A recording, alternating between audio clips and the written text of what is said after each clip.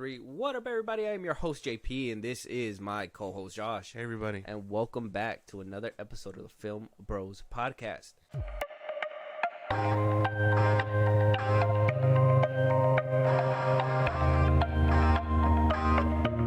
Josh, I never thought that this would be an issue in Hollywood, but I understand money got to go places. A lot of people think, getting something that is more expensive means you're going to get a better product sometimes, right? Mm-hmm. And I guess Hollywood's no stranger to that kind of tactic as well. The more money you throw into something, the more you expect it to not only be good, but come out with a greater projection than what you put in. Yeah. So if you're putting in 80 million, you're expecting double and then more than that. Mm-hmm. If you're putting in 100 million, you're expecting double and then more than that. I think that's basically the mindset when it comes to Hollywood. You want to basically double the budget to make sure not only you're making the money back, but you're also making some kind of profit as well. Yeah. So apparently Godzilla Minus one director, sorry, what's his name? It's a crazy name. Takashi Yamazaki went ahead and basically debunk some rumors. Now, a lot of people were saying, wow, Godzilla Minus one looks good. It's a banger movie for 2023. It was obviously made overseas and brought over here, made over $100 million. A lot of people were like, how much did you make this movie for? And, sources say it took about $10 to $15 million. Now, that's a far cry from a lot of movies that we see nowadays that take 80 mil, 100 mil, 150, 2 million. The highest one so far that we've heard of was Fast X with 315 million. Oh my God. So now Takashi Yamazaki basically said that he's pleading the fifth when asked about the budget. He was asked by Deadline. Deadline even reports that it's closer to 10 mil, not really 15 million, but 10 million that he did it. And when asked if he made the movie for that much, he says that he pleads the fifth, that he would rather not say, because then everyone's gonna want me to make a movie for that number. Now, it goes without having to be said, I shouldn't have to hide how much money it took, because as a director, you should be able to flex $15 million. I was able to do this, and this, while it takes $200 million and it looks like the Marvels, right? So, he could really flex and be like, man, I can make movies for this much, but then studios are going to take advantage of that. They're going to be expecting that. We could start there. What do you think about the price? What do you think about his answer? And I don't think he needs to flex. It would be cool, but yeah, I think that's just him covering his own base about like how much he's worth and all that. Because if he can do good work on a cheap budget, people are going to be underpaying him. But I didn't see Minus one, but I hear it's really good, so I can only imagine that people are gonna want his quality for less, and that shouldn't be a thing. Okay, so you think he's protecting his piece, basically? Yeah. Like, we see a bunch of actors all the time talking about, I don't get respect in Hollywood, and we know why. It's because they go out and do bullshit roles and let these studios take advantage of them for whatever, right? Mm. So maybe this is just him doing that for himself, for directing and all that. Yeah. That's kind of the way that I see it as well. You're protecting yourself. You're making sure that you're not a cheap piece of meat. You're making sure that there's, if they're going to put money behind you, they're going to put some real money behind you. Yeah. Obviously, this was kind of like his beginning start somewhere. Really made a name for himself over here. We talked about him going to Dave Filoni and giving him a private screening. Him even talking about that he wanted to make a Star Wars film at one point. So dreams are coming true. Yeah. It would just suck if if Lucasfilm came up to him and was like, make a Star Wars movie for $15 million. Yeah, I don't even think that's possible. Can he probably do it? He made Godzilla Minus one, which people are raving about, that they basically said it was one of the better Godzilla movies to have come out in the recent years. And that's with Godzilla versus Kong and, Godzilla, King of the Monsters and all this and that. So a lot of people are claiming this movie is really great. I haven't gotten around to it, but eventually I will. And then I guess the other part of the question would have to be, is he being a team player by keeping this a secret? Now, you can say, he's shooting himself, or he's protecting himself and making sure that he makes that money when it comes down to it. But for him not being truthful, do you think that would be an issue when people are like, we're gonna give you 80 million, but how much of that budget do you really need? I mean, how much of that money do you actually need for budget purposes? Well, if you're someone, I'm assuming if you're someone like him, you're gonna work with people that are really good and you know what they're doing. So, say he goes to WB and they're like, "Oh, make a movie for us" or something like that, and then they give him that budget of 80 mil. He'll work with what he has, but I'm sure a lot of that will go into more promotion, if anything, especially if you know you can work for cheap or for less. That way you could just be like, "Oh, we wrapped it up under what we expected, put the rest in the marketing, get us a Super Bowl ad if you really want to." Yeah. But I think that's about it. I wouldn't say it's not being a team player. It's just more of he doesn't want to be taken advantage of, especially if you know that they're going to pour it in. Then he could just be like, "Okay, then I will do the amount of work that the money will give." Whether it be 80 mil, 200 mil, whatever, so on and so forth. I think he'll find a way to make it all work. Yeah, because I think even with like $15 million, that, I mean, yeah, you can make it look real. Yeah, you could do your darnest work. That movie still, like, you can't just give anybody $15 million and they're going to make Godzilla Minus One. Yeah, no. You give somebody $15 million, they're going to make a movie kind of like Blood and Honey over there. So, I mean, only certain people are able to, do something like that. And it's funny that you brought up Warner Brothers, because that's going to be kind of the flip side of this coin, where you have Warner Brothers, who is shelling out $200 million for a Joker sequel. Yeah. Now, most of the people are pointing out, well, Joaquin Phoenix isn't cheap. He's coming back for a sequel. He's probably asking for a good chunk of money, which apparently he's reprising his role for $20 million. Oh, my God. I mean, he's getting the bag. Lady Gaga's basically coming in, and she's worth about $12 million.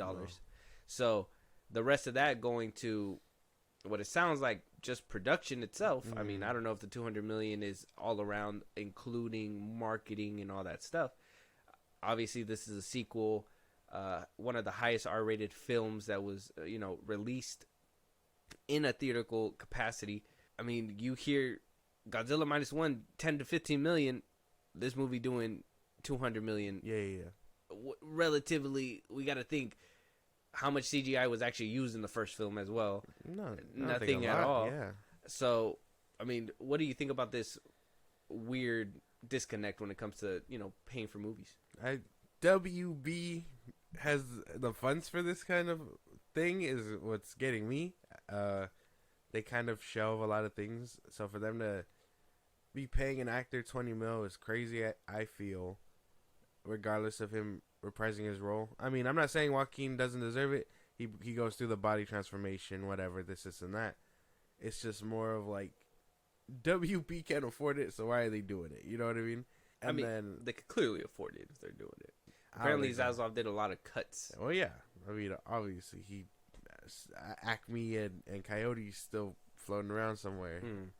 So, I mean, I think it just depends on the scale of the movie and who's directing it, because you have the Godzilla Minus One director doing it for mad cheap, and then you got people in your movie who are demanding 20 mil on top of doing your movie. Yeah, Todd Phillips coming in for the sequel. We're hearing that there's going to be some musical scenes, that it's not necessarily supposed to be a musical, but we're going to hear some kind of music out of there. I don't know, man. I think even $200 million for a movie is too much. Now, I know, we have, I mean, you could say that about Joaquin Phoenix getting his bag, but then, you have RDJ, who was in a film for like 6 minutes and made over $100 million. Yeah, we've talked about that. Yeah. I think that's crazy too. You think that shouldn't have happened either? Yeah, no. Granted, he had a whole universe on his back, and so I can understand where he's coming from. I think that's crazy. That was because Marvel is the juggernaut; they can afford it. They just chump change. Yeah, couch cushion kind of stuff. Yeah. Iger himself gave him a check. He was just like, "Hey, here, this is whatever." Exactly. I got like 5 6 more. minutes. I got 5 more in my fucking drawer right now. Yeah, insane. I think there's a big disconnect in Hollywood. I think it's weird that we think that $200 million is worth a movie that really doesn't need any kind of like big budget. Like that's Endgame money. Yeah, $200 million is Endgame. Yeah, that money. could have been put into like another DC project, an Elseworlds film. something like that. Something that, you know, Man of Steel, Part 2, whatever, Ben Affleck's Batman. I know a lot of people were clamoring about that. So it's like, you're putting all this money towards a film that doesn't really need it, and then you don't put enough money into a film that needs it, Yeah. right? I mean, obviously, they're two different studios. You can't, it's apples and oranges on how they kind of spend their money, but I don't know. I just found it to be a weird disconnect that these two, basically the budget of both of them is a topic of discussion over the internet, and nobody's piecing it together like, this dude was able to make it for 15 million, so why is this dude getting 200 million, right? Yeah, so, it's all insane because 200 mil doesn't define the quality, if that makes any sense. it's the person who's directing the film. Exactly. I mean, that's why. So if you're told he had a big CGI monster. Imagine if they went like the 2014 route and didn't show Godzilla at all to like the end. Yeah. You saved hella money on visual effects and all that anyway. So I can only imagine that 200 mil for a Joker movie that probably doesn't have a lot of CGI went straight for the pockets of the two actors, and then production, which if it's not a musical, I'm assuming that goes to licensing music, set pieces in the movie, whatever. Mm-hmm. That could be big and grand. It's a lot of money for this movie. Yeah. You think doubling down or kind of over doubling, because I mean the first movie I think was only 80 mil. Yeah. So them doubling down and adding all this extra money, does that give you good faith for this movie, for the sequel?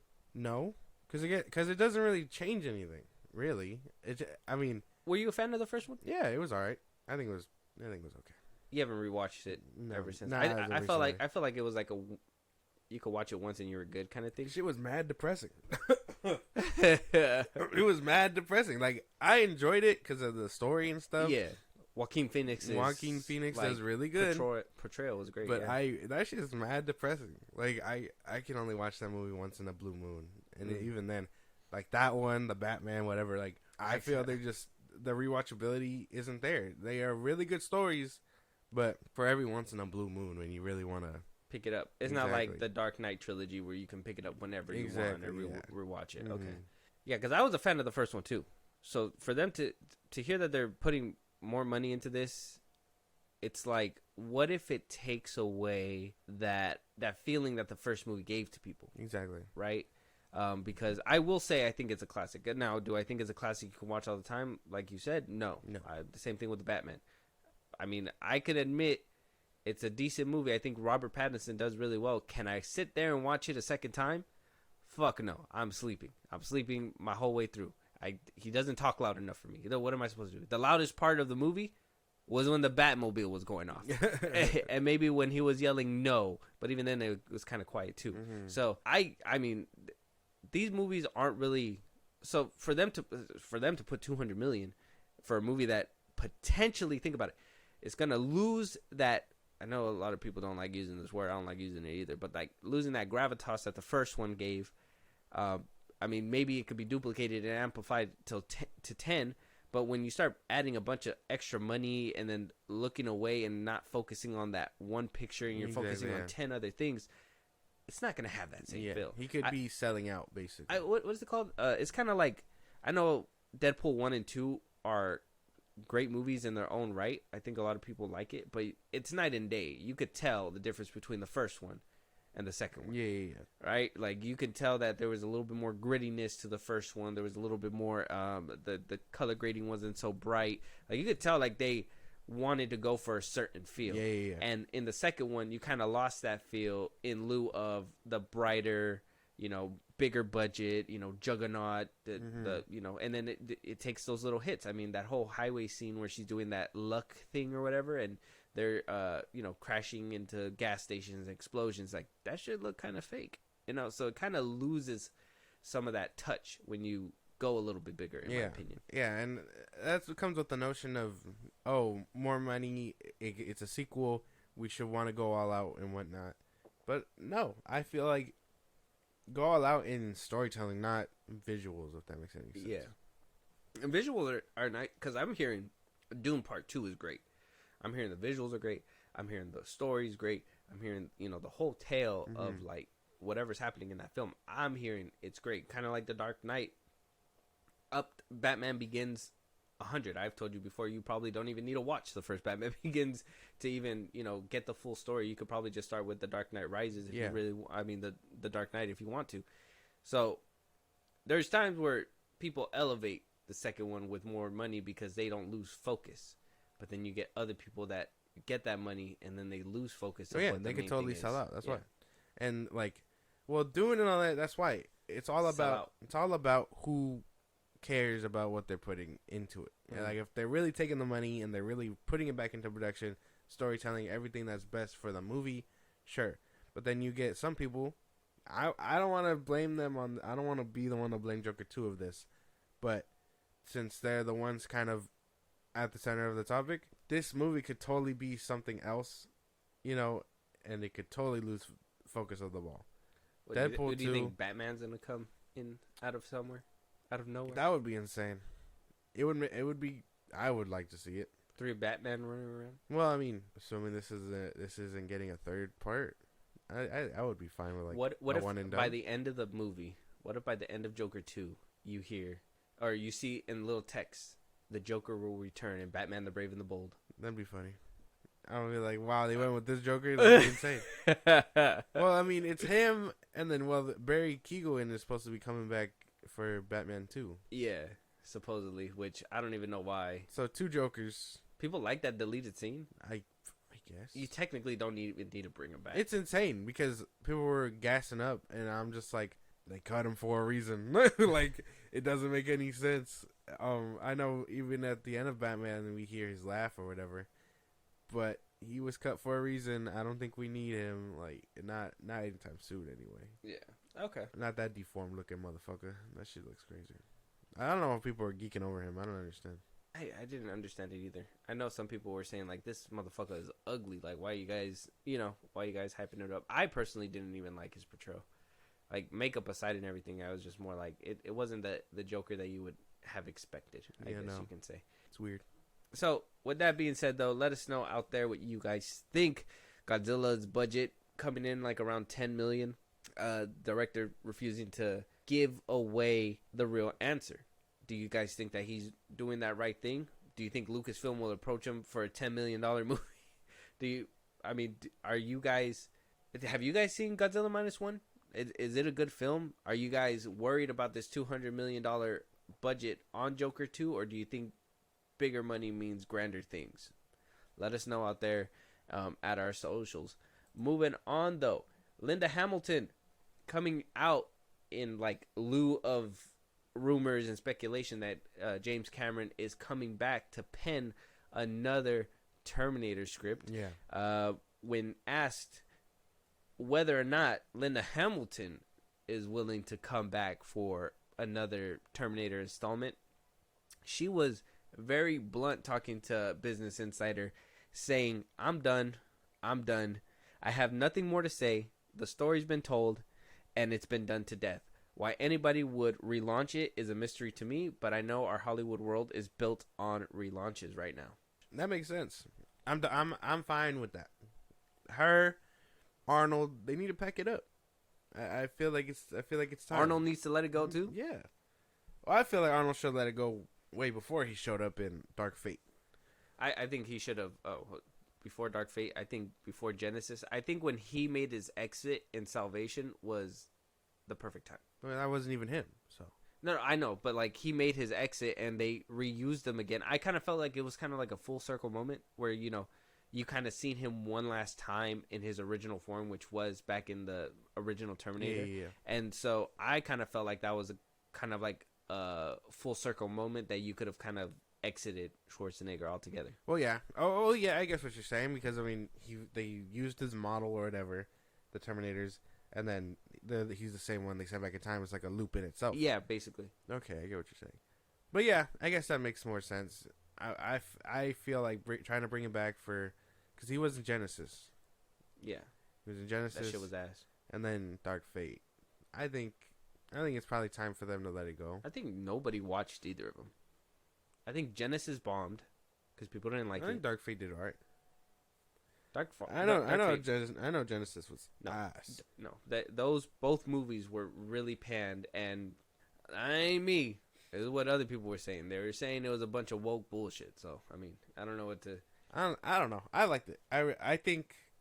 I like Dark Fate. Genesis, not so much. Yeah, Genesis was ass. I'm sorry, Genesis is the worst one. I like the dude who was playing as John Connor, but he couldn't make it work in this movie. And I didn't mind. I think Dark Fate. I think out of all the iterations of people playing John Connor, I like Christian Bale. Christian Bale. Bale was good. Christian Bale, obviously the kid from the second one, and then I kind of like the third the guy from the third movie.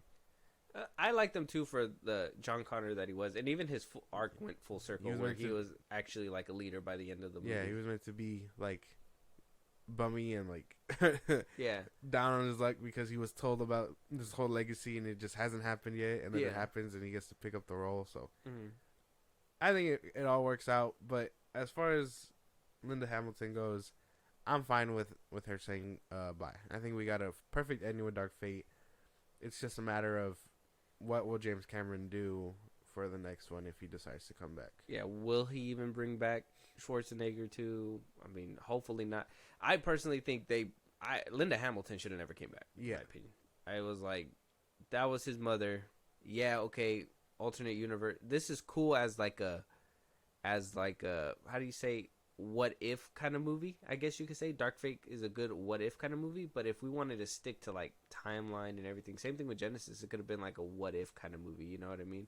What if, which I don't, if I'm noticing it now, both of them were about Sarah Connor. Yeah, Genesis was about young Sarah Connor. Yeah, it was supposed to be pre the first and Terminator. Then Dark Fate is about old Sarah Connor. Yeah. I see where people were probably like, oh, this is woke feminism nonsense. Well, or it's whatever. tough. I mean, the way I would watch it, because I mean, if I could skip Genesis, I will. So I'd watch 1, 2, Fate, and then Salvation. Salvation at the end. Well, Fate completely throws everything out the window because technically Fate's supposed to pick up after the second one. That's why I would skip 3 and I would skip Genesis. But you'll watch the other two. Yeah. Salvation and Fate. Yeah.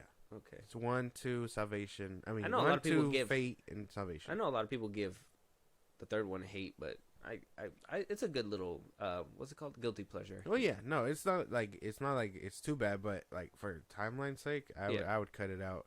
It's just the middleman, and so timeline wise, I feel like it makes more sense 1, 2, Fate, and then Genesis. But let's be honest too. Fate. I mean, is Linda Hamilton doing anything else? No, probably not. But I mean, she helped pioneer this bitch too. So yeah, that's true. I don't know. I think she should just hang it up. I think Sarah Connor is like badass. Her, Ripley, like they're just badass characters. And she was badass, but then there was a whole bunch of moments in this Terminator film, The Dark Fate, where she could have been that badass and completely ended the movie quicker. And most of the time, she was acting stupid. So I was like that. I think that was like one of my problems because I think there was like this scene right here where she's on the freeway or whatever. There's a couple times where she could have ended that Terminator's life and it could have been over, and she just kind of she was like, nope, can't. Story needs to go on just a little bit longer. Yeah, because it's not in the future now. It's not Skynet. It's called something else. Yeah, it's meant to be like, oh, it'll always be inevitable no matter what. Yeah. So I don't know where they could take a new one. I mean, obviously, just introduce new people. I think it's time we leave the past in the past and we just start right with the war. If I'm being for real, I think go the Salvation route again. I think they should do a trilogy and reboot the franchise. Do a trilogy again. Start off where you basically started. Show us a little bit more of the war in the first movie, I guess. Like have us in that futuristic war, and at the end of it, send back a Terminator. So when the second movie comes around, the Terminator basically is back trying to kill John Connor. We move on, whatever, narrowly escapes or whatever, blah, blah, blah, blah. And then we get to a point where in the third film, he's being set up to be that hero that is going to lead the war. And then boom. So you wouldn't want to see like Sarah Connor again? I would want to see her, but she would have to be in the second film. You know what I mean? Because you kind of want what Terminator 2 already does, where like he's already a boy or whatever, or a teenager, or do you want like like the first one where she's like hasn't had him yet. Yeah.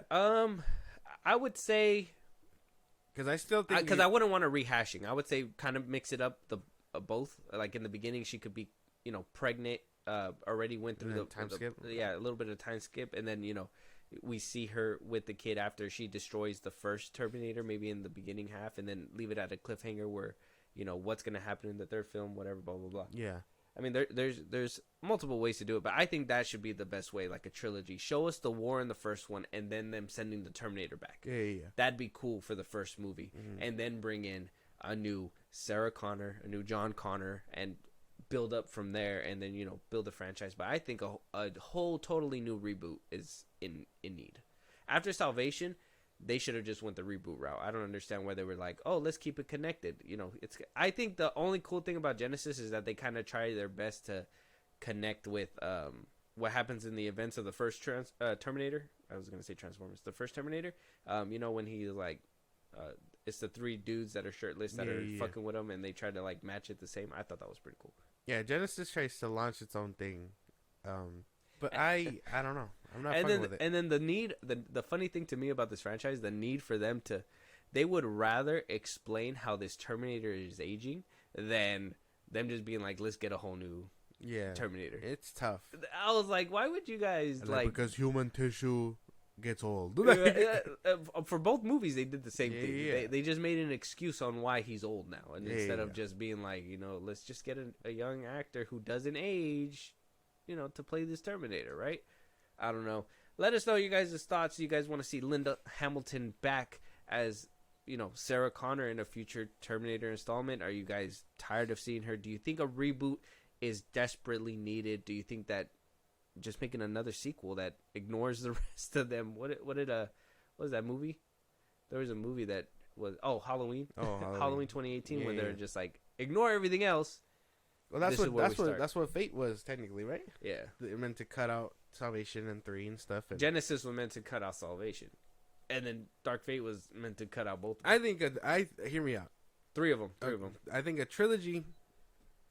I mean, I don't know if it's because of the high that I'm still on from the Planet of the Apes, but get Matt Reeves to direct those bitches. He directed the Batman. You don't like it? So I like what he did for those monkeys. I like the monkeys. Well, yeah, but I gotta wait to see Batman 2. Nah, man. Get him to cook with the Terminator franchise. I think that would be it. Gareth Edwards, the dude that made the creator. I don't get Zack Snyder. Zack Snyder for a Terminator movie. Well, I mean, the Terminator already rocks guns, so I mean, exactly. Just do a slow mo. Yeah, he's gonna do a lot of slow. He's gonna be like dumping lead into the house, and then Sarah Connor's just gonna like roll around in slow mo. Do do do. I really want to like. It really makes me wonder. Like, imagine if movies were made by other directors, like how we know they're meant for that, like their style and stuff. Yeah. So like Tarantino does a Terminator movie, and then he's gonna be Schwarzenegger gonna be like, "Are you feeling lucky, punk?" Yeah, it's interesting to think about because all their styles are different. I think what really made me start thinking about that was, man, what was that? It was like a multiversal move. Oh, damn, fuck! You're gonna get mad at me, but it's the Flash. It's the scene that when it's like, oh, Michael J. Fox in Back to the Future, and he's like, no, he says a totally different name, and it turns out that in real life that was the person that was supposed to play that role. I know right now we talked about it, but Pedro Pascal was supposed to be in Zegler's new film Weapons. Yeah. But because he took up the Fantastic Four role, now Josh Brolin apparently is going to be the lead in that movie. And I'm just like, well, damn, like in a different universe, Pedro Pascal's in that movie.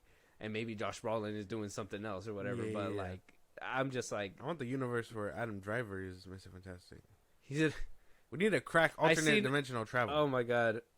I told you, right? I seen the Klansman. Oh yeah. I can't get Adam Driver out of my head after that, bro. Oh my god! Like, obviously, I understand that because he does play an FBI agent who's undercover for the KKK or whatever, and it was just like It was just a hilarious moment that I'm just like, I could never get out of my head anymore. Sir, your line was "get out of here." Your line ended after the first word, so I don't understand why you added. He's method acting. Did you just ad lib? Like, moving on though, man, we finally got word on what happened to Bong Joon-ho's Mickey 17, and apparently, though there's no word on why it was delayed and why it was moved. Yeah. Obviously, we did report that Kong X Godzilla, the new empire, took Mickey 17's spot. But now we're hearing that Mickey 17 will now be released on a certain day, and that is January 31st of 2025. Oh, wow. Very good. Right after my birthday. Yeah. Mickey 17 for my birthday. No, but I mean, that's cool. Unfortunate that it does get pushed back a whole year. I was still hoping it would have came out sometime this year, for sure. Because I think I don't know if they like started filming or whatever when the strike was going down. This movie's been shot and done before that strike happened. Oof. I don't know what's going on. That could be tough. That could hurt this movie. That's one thing that I just don't understand.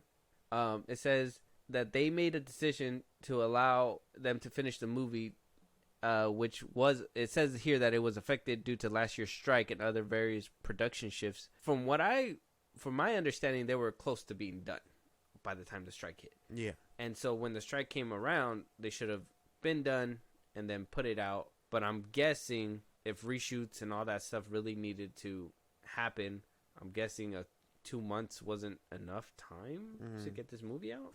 I don't know. A whole year is a long time though. Yeah. A whole year says a lot.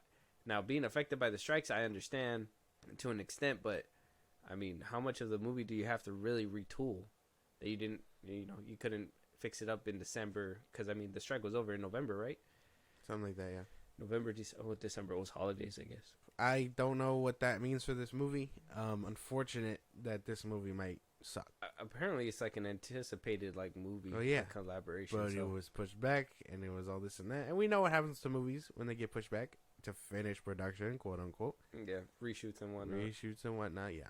This movie has the potential to tank. I mean, every movie has the potential to tank, but the ones that get pushed back and are quote unquote filtering through to finish production and so on and so forth, those ones have a more likely percentage to suck. Okay. So with that in mind and hearing what you just said, and I mean, I can agree because I mean, I think you're right. Every movie has the potential to suck, and reshoots and getting pushed back. Though I have a little bit more hopes for a film that stars Robert Pattinson, because I'm just like, I don't think he would allow these people to really fuck with his movie like that. Yeah. But another movie that's being pushed back about a whole calendar year is John Wick's spinoff, or Anna de Armas's spinoff, Ballerina, for the John Wick universe. It's getting pushed back from a June 7th, 2024 release date to a June 6th, 2025.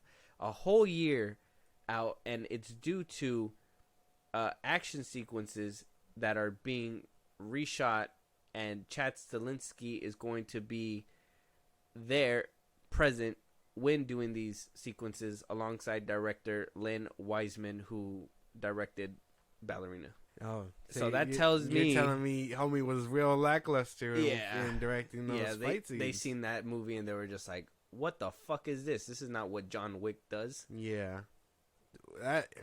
Homie shit the bed then. He shit the bed, and now they got the OG guy to come in and be like, what the fuck are you doing? Why are you shitting the bed? Yeah. That's hilarious. I think that's hilarious. Oh, poor guy.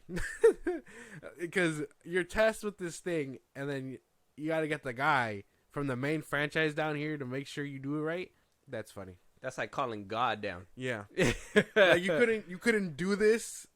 You've seen the action sequences. I gave you the tools. Just execute. And then he doesn't do it. I imagine it probably has a bunch of cuts. Looks like an MCU fight type deal. Yeah, a bunch of editing or something. Yep. And now he's just like, whoa, okay. Clearly, I got Lionsgate, make the call. Yeah. Lionsgate's make the fucking call. And apparently now Stahelski has to take time out of his day to watch his fuck up. So, deserved.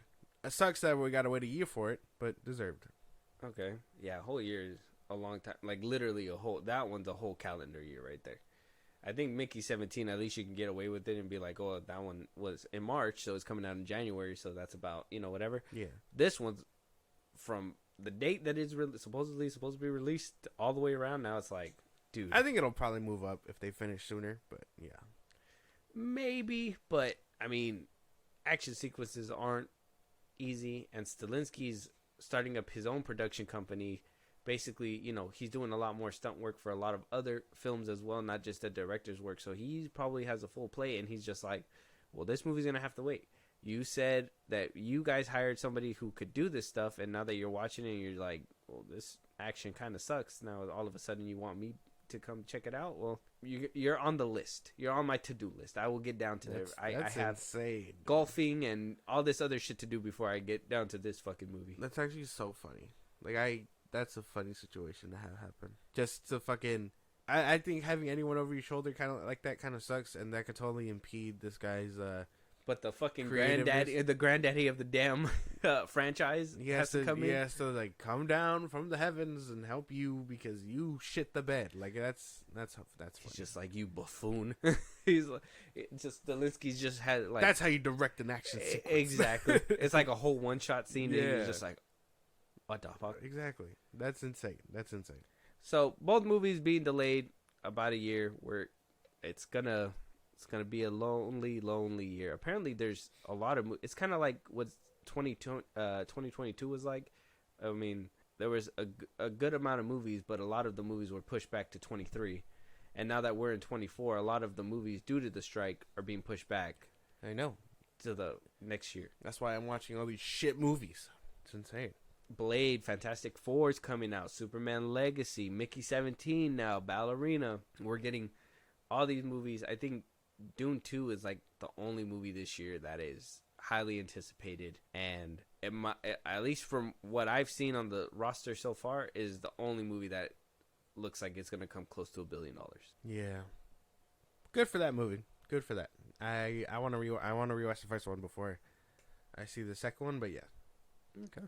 All right. Well, let us know what you guys think. Do you think Mickey 17 and the John Wick spinoff Ballerina is in trouble? Do you think that it's due to the strikes? Do you think that there's something deeper? I mean, the Ballerina spinoff, they flat out said, hey, your fucking scenes suck. Fucking, we need to fix this shit. We're not putting out a movie like this. And now they're bringing in Granddaddy Stilinski to go ahead and get it done. Let us know your guys' thoughts on that. Moving on, though, instead of dropping out of the race that will be in 2025 with Superman Legacy and Fantastic Four, Jurassic World, the new Jurassic World, had its hat in the ring with David Leitch attached to direct the film, and due to obviously creative restraints, he couldn't really make his stamp on the film. They already had something ready to go, shot. All he needed to do was shoot it and tag it and bag it. And he said, no, I don't have enough time to put my own spin on this. This is not my movie. I don't want to do this. You're putting a lot of pressure on me. We talked about this before, and we were like, well, why aren't they moving the release date? They're still going to try to keep that release date. And apparently they're going to keep that release date, because now we got somebody who threw their hat in the ring and is officially set to direct, and that is the creator's own Gareth Edwards. He also directed the first Godzilla film, so we might just get a dinosaur at the very end of the film. We're gonna get a bunch of like hints that there's a dinosaur around, and then at the very end, that's when you're gonna get the money shot where it's like dinosaurs everywhere. Oh, the 2014 one? Yeah.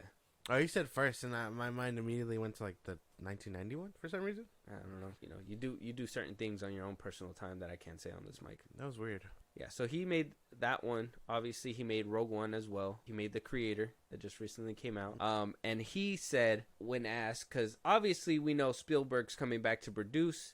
We did talk about Cope coming back to. He obviously penned the first film. Now he's coming back to pen this film. He penned the first Jurassic Park film way back when. So now he's coming back to do this one. when asked how he feels about joining this world, Jurassic Park and whatnot, he basically says, I was about to take a break and start writing my next idea for a film, and this is the only movie that would make me drop everything like a stone and dive right in. I love Jurassic Park. I think the first movie is a cinematic masterpiece, so the opportunity is like a dream to me. And to work with Frank Marshall and Universal and David Coep, who's writing the script, I think they're all legends. I'm just very excited.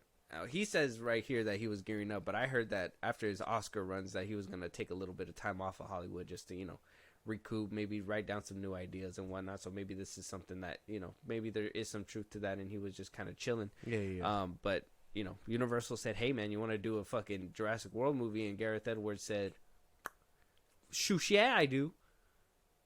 All right. I don't know what that was, but all right. Yeah.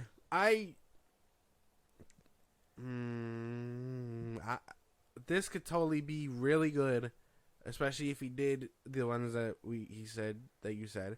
I'm just worried about where they can take it story-wise because I think it's been milked out, and a reboot so soon would do terrible things, especially after having the OG cast come back for the last one.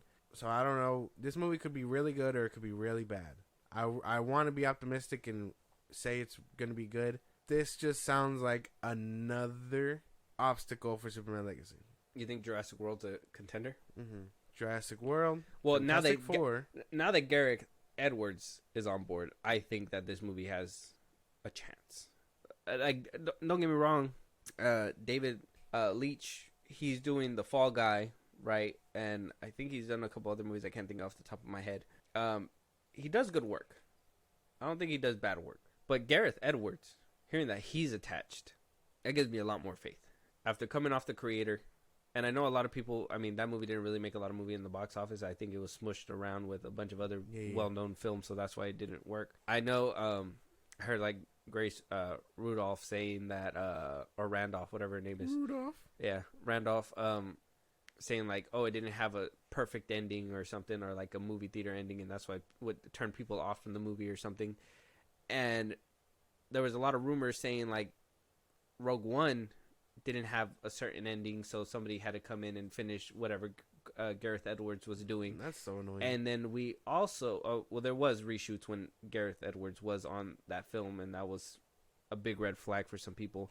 And then we go back to the 2014 Godzilla, where, you know, a lot of people liked it. I thought it was a good movie, but then you didn't see Godzilla till the very end of the movie, which caused a lot of, you know, backlash. And now he's in our faces.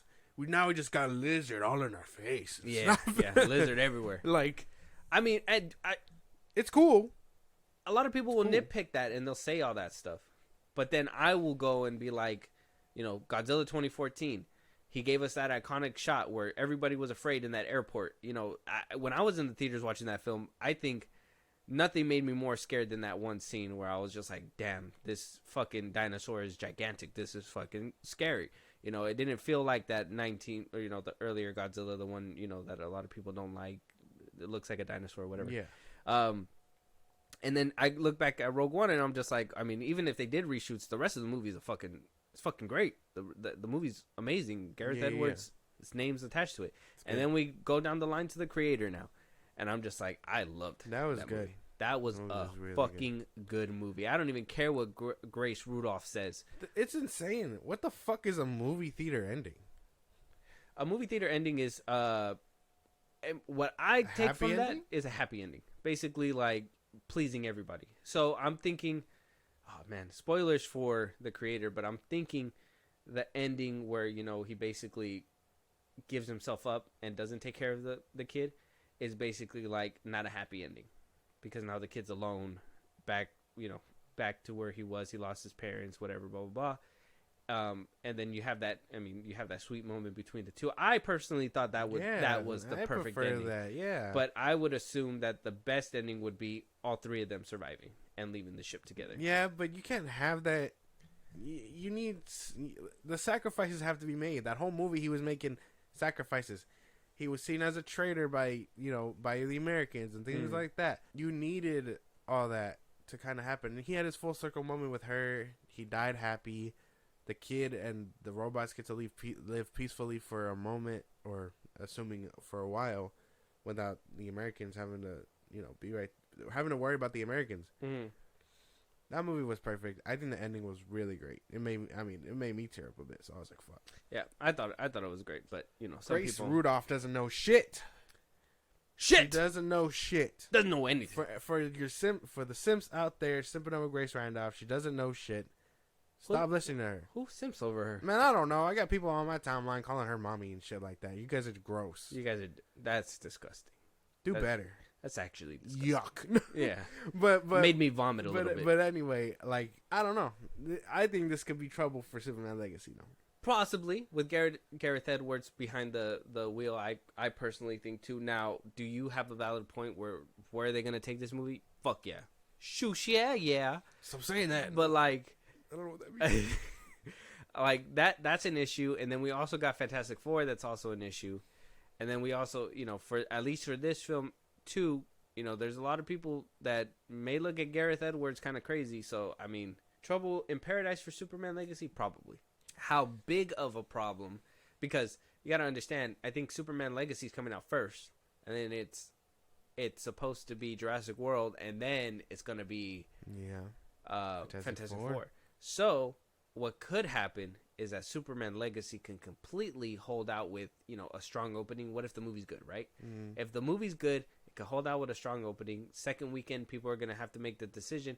Hey, you know what? Do I want to see these dinosaurs I can see probably on Peacock in about a couple weeks? Or do I go watch Superman Legacy? Which, like I said, if the story's strong, Superman Legacy will get people in that seat. So this movie might be in trouble. This one, for sure.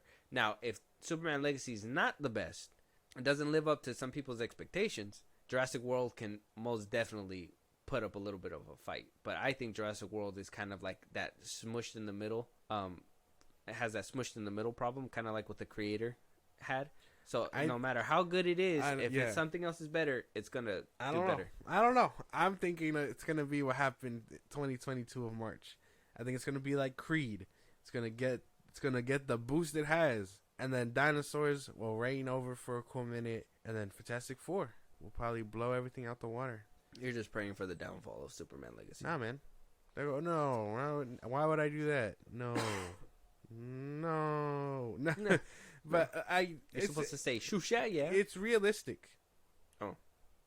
I think I've been waiting for the F4 movie forever. So I know I'm gonna be there. Fantastic Four? Yeah. Oh. I'm gonna be there. Okay. Jurassic Park, I need a trailer. And obviously you know where I stand with Superman. But F4 has my ticket. I know. Okay, so I'll probably ask this question when we get closer and we actually get trailers for all these movies, because when those trailers come out, we're going to be talking about them for sure. Super Bowl trailers, baby. Super Bowl. So the question is, as we sit right now, knowing the facts of what we have Gareth Edwards, we have no cast for Jurassic World. Yeah. Fantastic Four, we know Pedro Pascal, Vanessa Kirby. We've been, but then you also have that little thing behind your head where you're like, well, Fantastic Four hasn't really had a good run, Fan Four Stick and whatnot. A lot of people think Fantastic Four 2 is kind of whack as well. I personally still like it.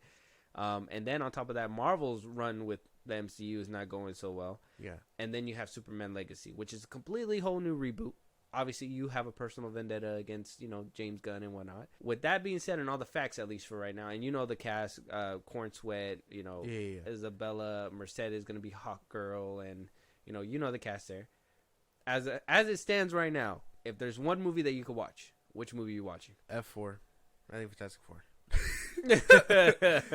I've been waiting for that one since they announced that bitch way back when at that Comic-Con. Like this one and Blade have been like the ones that I've solely been like interested in. Everything else can go rot. Quantumania, the Marvels, Guardians 3. Fantastic Four and Blade are where my loyalties lie with the MCU. I'm sorry, y'all, for the wet ear you guys just got. I'm not. That shit mad moist now. And then Superman Legacy will get second place, and then I think Jurassic Park might be third. But I need a trailer. You need trailers for all of them. Trailers. Obviously, we need trailers for all of them. As it stands right now, I would say Superman Legacy is on my top slot, only because, one, I love Superman, and hearing that we're gonna get all these like characters in one movie. Like it's supposed to be like a normal superhero day kind of thing. Like that sounds like fun. So I think that's what's really attracted me to Superman Legacy. And then I mean Gareth Edwards for Jurassic World would put it at my second, and then Fantastic Four, only because of the cast and the track record that Marvel's been having is not really on my top spot. So if I want to put it like that, but if one ticket has to be sold, I think Legacy for sure. I'd probably check it out first. Okay. But like I said, that could change as trailers come out, which obviously when we get closer to it, we'll probably break that down. And that's assuming that none of these movies pussy out and fucking move. I'm watching you guys. Don't be bitches. Yeah, don't move. Stand on your business, bro. This is gonna be the matchup. Yeah, stand on your business. I want to see Universal, WB, or WBD, and Disney. And Marvel, toe to toe. Like I want that fight night. Don't move. Don't move. Don't think about moving. I think I'll say it now. If one of them moves, I'm not watching it. These movies are coming out in July, right? Yeah. All of them. I was about to say because Ballerina's coming out in June. So I mean, it gets a good gap. Yeah, it gets a good gap. There's a good breathing room before Superman Legacy drops on the 11th, right? Yeah. There's some good breathing room. I mean, the other movies that are gonna be in that month, yeesh. Yeah, yeesh. Yeah. I'd be very worried. I think I would stay. I mean, if I was anyone creating a movie, I would stay away from. I know summertime is where people usually like to go, but I would try to stay away from that bitch. Okay. All right. Let us know out there what you guys think about Gareth Edwards taking over the new Jurassic World movie. Are you guys excited for that? We got 3 blockbusters coming out in June. Which movie are you going to see first? Obviously, Superman Legacy comes out first, but which one are you willing to save your money for and spend that hard-earned cash for a ticket? Let us know. Moving on to that DCU. Stephen Amell coming for James Gunn neck. From what I interpret is one thing. I don't know if you've seen this video of him talking or kind of going at James Gunn, but he says some things that I think a lot of us are thinking, and I'm 100% behind Stephen Amell on this one. I haven't seen it. Nope. All right, I'm gonna show it to you right now. Announcements from about DC and about the DC extended universe and about what they're going to do with the movies. Do you know what I would prefer? Content. Like, I don't think anyone has ever gone to an IMAX to watch a press conference or to like read Twitter. It's like, great, awesome. I'm glad you guys have all of these plans. Shut up and go execute them. Announcements. Now, he's 100% right. You're hearing all these things about Superman Legacy. Yeah, you're hearing all these things about the new DC. I know a lot of people have some issues with Muschietti coming back for Brave and the Bold. Yeah. Nathan Fillion's going to be Guy Gardner. You're hearing all these things coming out. Lots of tweeting and on threads, to fans about what's going to happen, what's not going to happen, who's going to be where, whatever. And he's basically saying, stop with all the yapping and show us what you got, right? Why are you speaking to these fans? Why are you, going up and down Twitter? Why are you over here, hyping this movie up instead of showing the product and changing our minds that way? Basically, yeah. Well, we've said this before. He does need to get off the internet. He just needs to make the fucking movie. He needs to, there's no point of sitting on threads, talking to people who will suck your dick over there, and just do the movie. Stop telling us about so many things about it. Just do the movie. Stop telling us about the DCEU. I can guarantee you not all of us care, if I'm being so dead ass. Some things are just meant to be withheld, and he's not withholding anything other than, the simple questions. Like, oh, will he have a cape? Sure, maybe. Oh, is your wife going to be in there? No. This, and that. We don't care that much. Just make the fucking movie. Stop talking to motherfuckers on threads and Twitter and so on and so forth. That's the only support I can give Stephen Amell, because I don't care about him outside of Arrow. So okay, and a lot of people were going at his neck, basically saying things like, somebody didn't get a role in the DCU. Somebody, had a conversation with James Gunn and it didn't happen, and blah blah blah blah blah, and whatever. The usual stuff that you could probably hear people saying that you would obviously be salty about. But I personally think that he sees all this stuff, and and maybe he did get turned down. Who knows? Maybe he was like, well, I played it for the CW. I could most definitely do it for the DCU. And James Gunn was probably just like, nah, you're on TV for a reason. So he could have probably been mad. It's okay. There's nothing wrong with being a little bit of being a little salty, making these comments. Mm-hmm. Doesn't mean he's not wrong. You're right. He needs to get off the internet and stop teasing and show us a little bit more. Why kind of like what we got yesterday when we got the first look at what Superman's logo was going to be like. This is Isabella Merced's little seat where they had over there in Atlanta round table talk about the script. I guess they were obviously going over the script, doing a script read and all that stuff, and we got this little picture right here from Isabella Merced. I think Jennifer Holland was there. The dude that plays Vigilante was there, and he even posted a picture of both of them and was like, no, they're not in the movie. And a lot of people were like, oh, this is some bullshit. Like, we're going to see him in the movie. But a lot of people are noticing the logo, the S for Superman Legacy, and a lot of people are creating the connection, which James Gunn has been kind of teasing and hinting at this whole time, is that we're getting somewhat of a Kingdom Come adaptation. What you think about that? Well, Kingdom Come can't happen because he's meant to be a young Superman. Yes. Now, I heard this theory.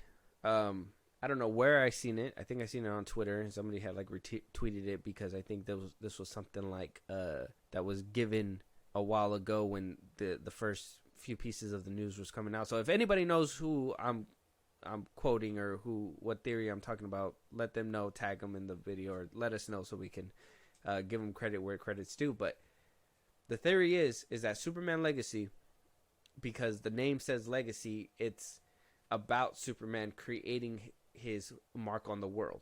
So that instead of, obviously it's going to be him young, and I think this is going to be kind of like an arc where he kind of turns into, instead of him dying, he's going to turn into kind of like a recluse and all that stuff. Yeah. Where, I mean, we heard about what's it called? The opposite of the Justice League? The Authority? The Authority. They're supposed to be like vigilante superheroes, like not actual superheroes, but people that take it upon themselves and kind of deal out their own justice. That apparently the theory is that people are going to be worshiping these people like they're the superheroes, and that Superman's going to be doing his best to show off like what actual heroes do and not what these vigilantes do. Yeah. And maybe they're going to show that these vigilantes take it to the point where superheroes can't, and that's why they root for these vigilantes, because they can at least put them away, put them down, do whatever they got to do, where Superman is always going to hold back. And then eventually during the arc, he's going to turn into a recluse where people just lose hope in Superman and heroes altogether, and then eventually he'll come back out of hiding at one point when people need him the most, whenever there's this big threat, Thanos level threat, I'm assuming, Darkseid, whatever it may be, and get him out of retirement, and boom, Kingdom Come Superman. Okay, that could be interesting. I don't know. I know I did see the Authority picture going around with him in the Authority, where he has like a casual looking suit. I've seen the comic. It's his pants. They're blue. The logo looks like that. It's red and black. He has like biker gloves on. Very street looking Superman look. I can show you after. I don't know what this could mean.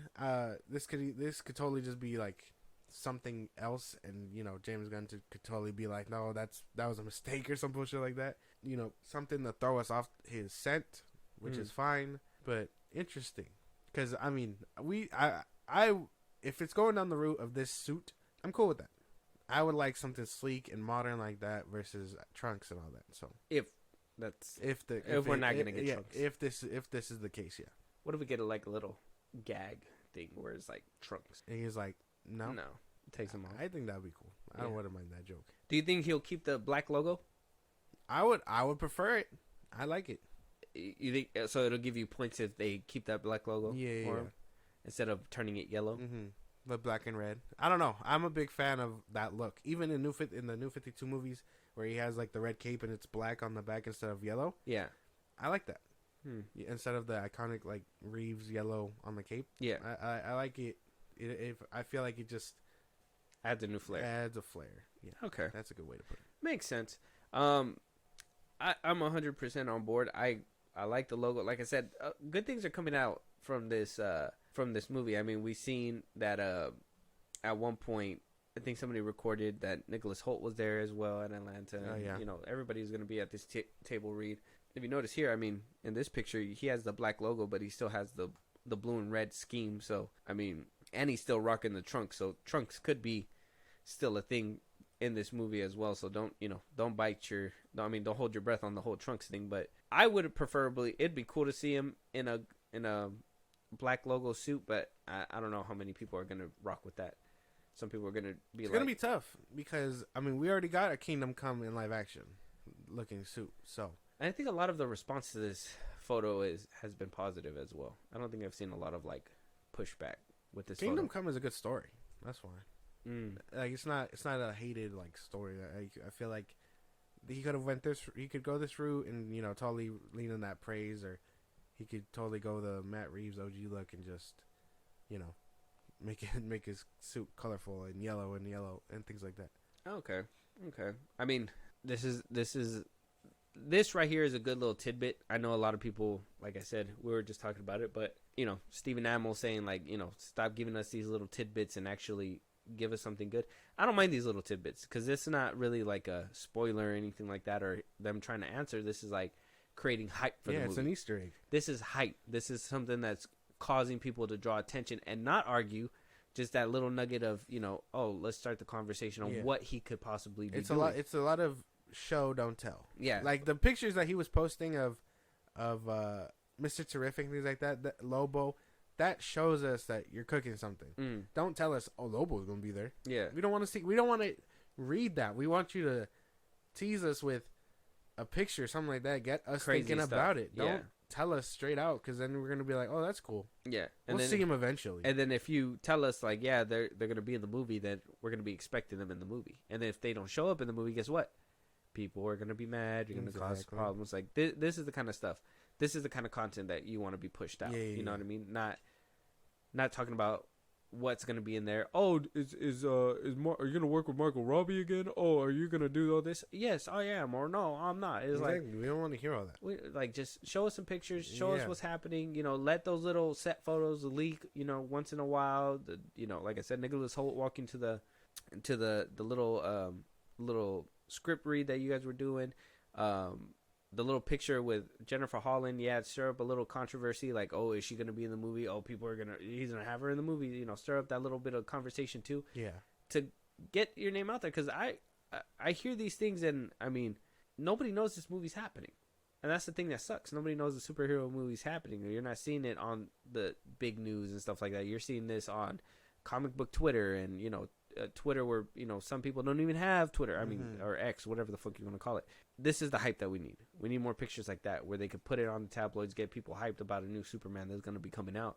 Show them that logo. Show them the shit that's going to be, that, you know, the cast that's going to be in there. So, you know, when it comes down time, when these three movies go head to head, Superman Legacy actually has a fighting chance. Basically, yeah. That makes more sense. Yeah, so let us know out there, is Stephen Amell reaching? Do you think that he got shit canned? Do you think that's why he's going on this little rant? Are you guys excited? Did you guys see Isabel Merced's Instagram photo? It is on her Instagram, and you can see the logo there if you guys are trying to see it. But moving on, Marvel is apparently going through a massive overhaul. Not just Marvel on the MCU side, but Marvel also on the Sony side. We got 2 articles from the Hollywood Reporter that is basically talking about what we are going to see in the future and where we're at right now when it comes down to not only the Marvel Cinematic Universe, but the Sonyverse as well. Both are under construction, as you can tell from the fucking poor performance that was the Marvels, and then, you know, Quantumania and movies that came out between Phase 4 and Phase 5, basically after 2020. And then obviously with Madam Web doing the numbers, or doing what it did in the box office, or what it's doing right now so far. So this article from the Hollywood Reporter says how Marvel is quietly retooling amid superhero fatigue, which this is a conversation that we had before where people don't believe in superhero fatigue. I tell you that it's a real thing. Do you believe in superhero fatigue? No. You think it's a mediocre fatigue? It's a quality thing. It is a quality thing. But you got to understand, when the quality is only affecting superhero movies, what does that tell you? There's a certain genre that's really taking a hit, not necessarily the whole industry. It's, because you could say it's mediocre fatigue, but then, which are the movies that are flopping? It's the quality and mediocrity of which superhero movies are doing. It's not a universal thing. You're not gonna look at a superhero movie and be like, oh, this romance movie is flopping. Because at one point we talked about it all the time. Why did this movie flop? Oh, it was right next to a big Marvel premiere. You know what I mean? So there was a time where it did affect it, but now it's more like, oh, it's just affecting that genre. It's not going to affect the entire overhaul of movies in the box office. It's just going to be these movies. It's the quality of which superhero movies are made, the mediocrity of which superhero movies are made. Yeah, but then people get tired of it, right?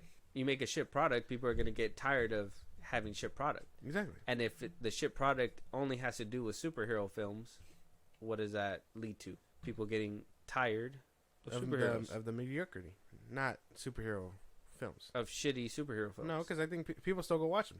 I think nobody's watching Madam Web. The people that did have a lot to say about it. No, nobody watched the Marvels. The people that did had a lot to say about it. The people that did are YouTubers and stuff. People that go watch it for content. It's not general audience. Yeah. That the money that they're making are people that are going out there for the views and telling people not to watch it. Exactly.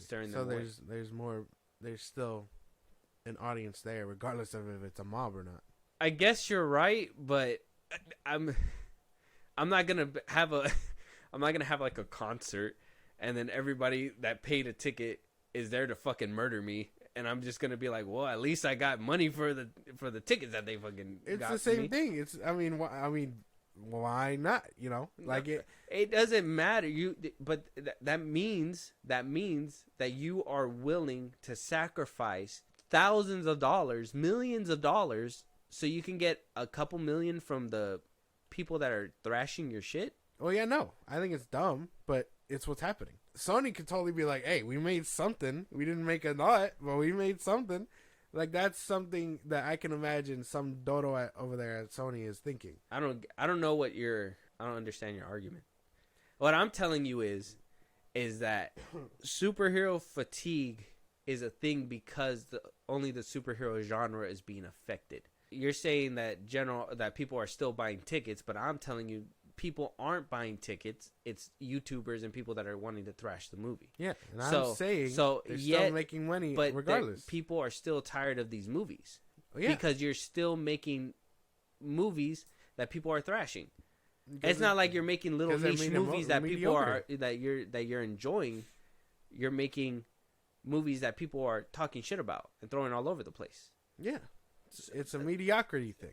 So, but it's only happening within the superhero genre. Yeah, that doesn't mean it's superhero fatigue. It's the fact that people still want to see it. It's just more, hey, is this one going to be good or not? You can't say people are tired of mediocrity because people don't like mediocrity. Mediocrity hasn't been loved forever. Nobody likes half-baked shit. You get a cake, it's half-baked, you're going to fucking riot. You get a burger that's not cooked all the way, you're going to fucking riot. Half-baked shit is not going to get you anywhere. So you can't say people are tired of bad shit because people don't like bad shit. People are tired of going to a superhero movie and them coming out like, what the fuck did I just watch? Why did I pay money for this shit? It's not for people to be like, it should be like how Marvel used to be. Like you leave, you're excited for the next thing. You weren't tired of spending money on this product because you loved it, it was good and whatever. Now you're buying a ticket, oh, the movie's bad. You buy another ticket, oh, the movie's bad. You buy another ticket, oh, this one was okay. It's not as good as it was, but it's still not the best. Yeah. So people are tired of mediocrity, yes. But you just said it. But if it's only happening within superhero fatigue or within superhero genre, that tells you where the problem lies. because people don't like bad shit. Mediocrity. Yeah, people. It's not fatigue of superheroes. That's what I mean. That's what you just said. They're gonna continue to buy and be like, "Oh, yeah, it was alright. Oh, I'll buy it again. Oh, it was alright." And now where are we at? Not with superhero fatigue, with mediocrity fatigue. No. Yes. But now where are we at? With mediocrity fatigue, not superhero fatigue. Not that, but people continue to buy. But now where are we at? Where people aren't buying. Oh, well, that's what the rehaul is. To reshape and get back to what they once were. And watch, this superhero fatigue thing is going to go away once, hopefully, if the MCU gets back on its feet. This only started when Phase 4 started and the decline started. You're I feel like you're saying it and you're fucking with me. No, I feel like it's not what you're saying fatigue. and you're just like I'm gonna stand on what I'm saying regardless. It's not superhero fatigue. It is super. The thing is that if it's only happening to the superhero genre, what does that tell you? That doesn't make it a superhero fatigue. That makes it a mediocrity fatigue. If a movie is shit, regardless of it being in the comic book, people don't have patience for mediocrity. Mediocrity is not okay within society. People do not care for shitty things. People are not gonna go. It's not. You can't be tired of something you didn't like to begin with. What you can be tired of is something that you did like, and that shit just continues to wane and wane and wane to the point where you're done. And then you're done watching it. And that is what fatigue is. You know what fatigue is? You know what fatigue is? Do we ever hear what is of fatigue? sci-fi fatigue? You know what fatigue is? Do we ever hear about that? No, we talk about the quality in which the product is being made. Sci-fi fatigue? What are you talking about? You don't ever hear about that. When was the last time we had a sci-fi anything? The Creator? The Creator. And then what happened? Didn't do it because of what? Mediocrity. It wasn't mediocrity because other films smushed it out, smothered it out. People are not going to take a chance on a new film. The difference between Creator and a pre-established franchise is that one is an original idea, Jurassic all Park new. fatigue? Is that a thing? Yeah, people got tired of watching it, but even then, not really, because it made $1 billion. Exactly. People like dinosaurs. People like superhero shit. People They're like gonna dinosaurs. continue to buy. It's a mediocrity fatigue. When was the last time a Marvel movie made $1 billion? You know when the last time a Jurassic Park movie made $1 billion? 2022. When was the last time a Marvel movie made $1 billion? When did No Way Home come out? 21? 21. 21. From Sony. Yeah. That had a lot of nostalgia. Mm-hmm. And then what happened after that? It still made $1 billion. And then what happened after that? It hasn't made $1 billion. Didn't Guardians 3, the you movie get that 10 you product love? you get 10 products, one makes it. What does that tell you? Not every movie. See, now you're saying $1 billion is the marker. $1 billion has never been the marker. If they break even, if they do, you brought up Jurassic Park. I'm going by your merits. I'm going by the fatigue in which it was made. People I tell you that superhero things are declining. You move the goalpost by saying that that sci-fi. I tell you that sci-fi is an original thing. Then you move the goalpost again and say people are tired of Jurassic Park. I tell you Jurassic Park made $1 billion. You make another goalpost. You move the goalpost again. You're not making an argument. You're moving the goalpost. You just said $1 billion was the merit. I'm keeping it at the superhero. No, I'm not saying $1 billion. That's why you just brought up No Way Home and Dominion. Because you said Jurassic Park that people are tired of dinosaurs. Exactly. Clearly not. It made $1 billion. I'm telling you, no. It's the mediocrity fatigue. It's not a superhero fatigue. There's no way. How Marvel is quietly retooling amid superhero fatigue. Obviously, it says here in the Hollywood Reporter, the studio's golden box office era has been dented, but chief architect Kevin Feige isn't scrapping his years-long cinematic universe plan, just refining it. They're not giving up, says an insider. Just over a year ago, Ant-Man and the Wasp: Quantumanium was set to take Marvel Studios to the next level. A new villain was going to be introduced, setting the stage for several years worth of storytelling, and the movie itself was a giant sizing of a franchise that was previously modest in scope. Instead, the Peyton Reed directed movie heralded a year's worth of missteps, box office blunders, and PR nightmares. It was all uncharted territory for Marvel, which had steadily been generating box office gold for 15 years. But the Disney division, in the middle of a pretty darn good February, all things considered, despite the general gloom that surrounds the superhero genre as of late, the Super Bowl trailer of Deadpool and Wolverine became the most watched trailer of all time with 365 million views in 24 hours. Yes, Disney's math includes the 123 million people who tuned in for the game, so they're not just going off YouTube merits, they're going off people that watched the game and saw the trailer during the game as well. So Disney's kind of, in a way, inflating the numbers. Yeah.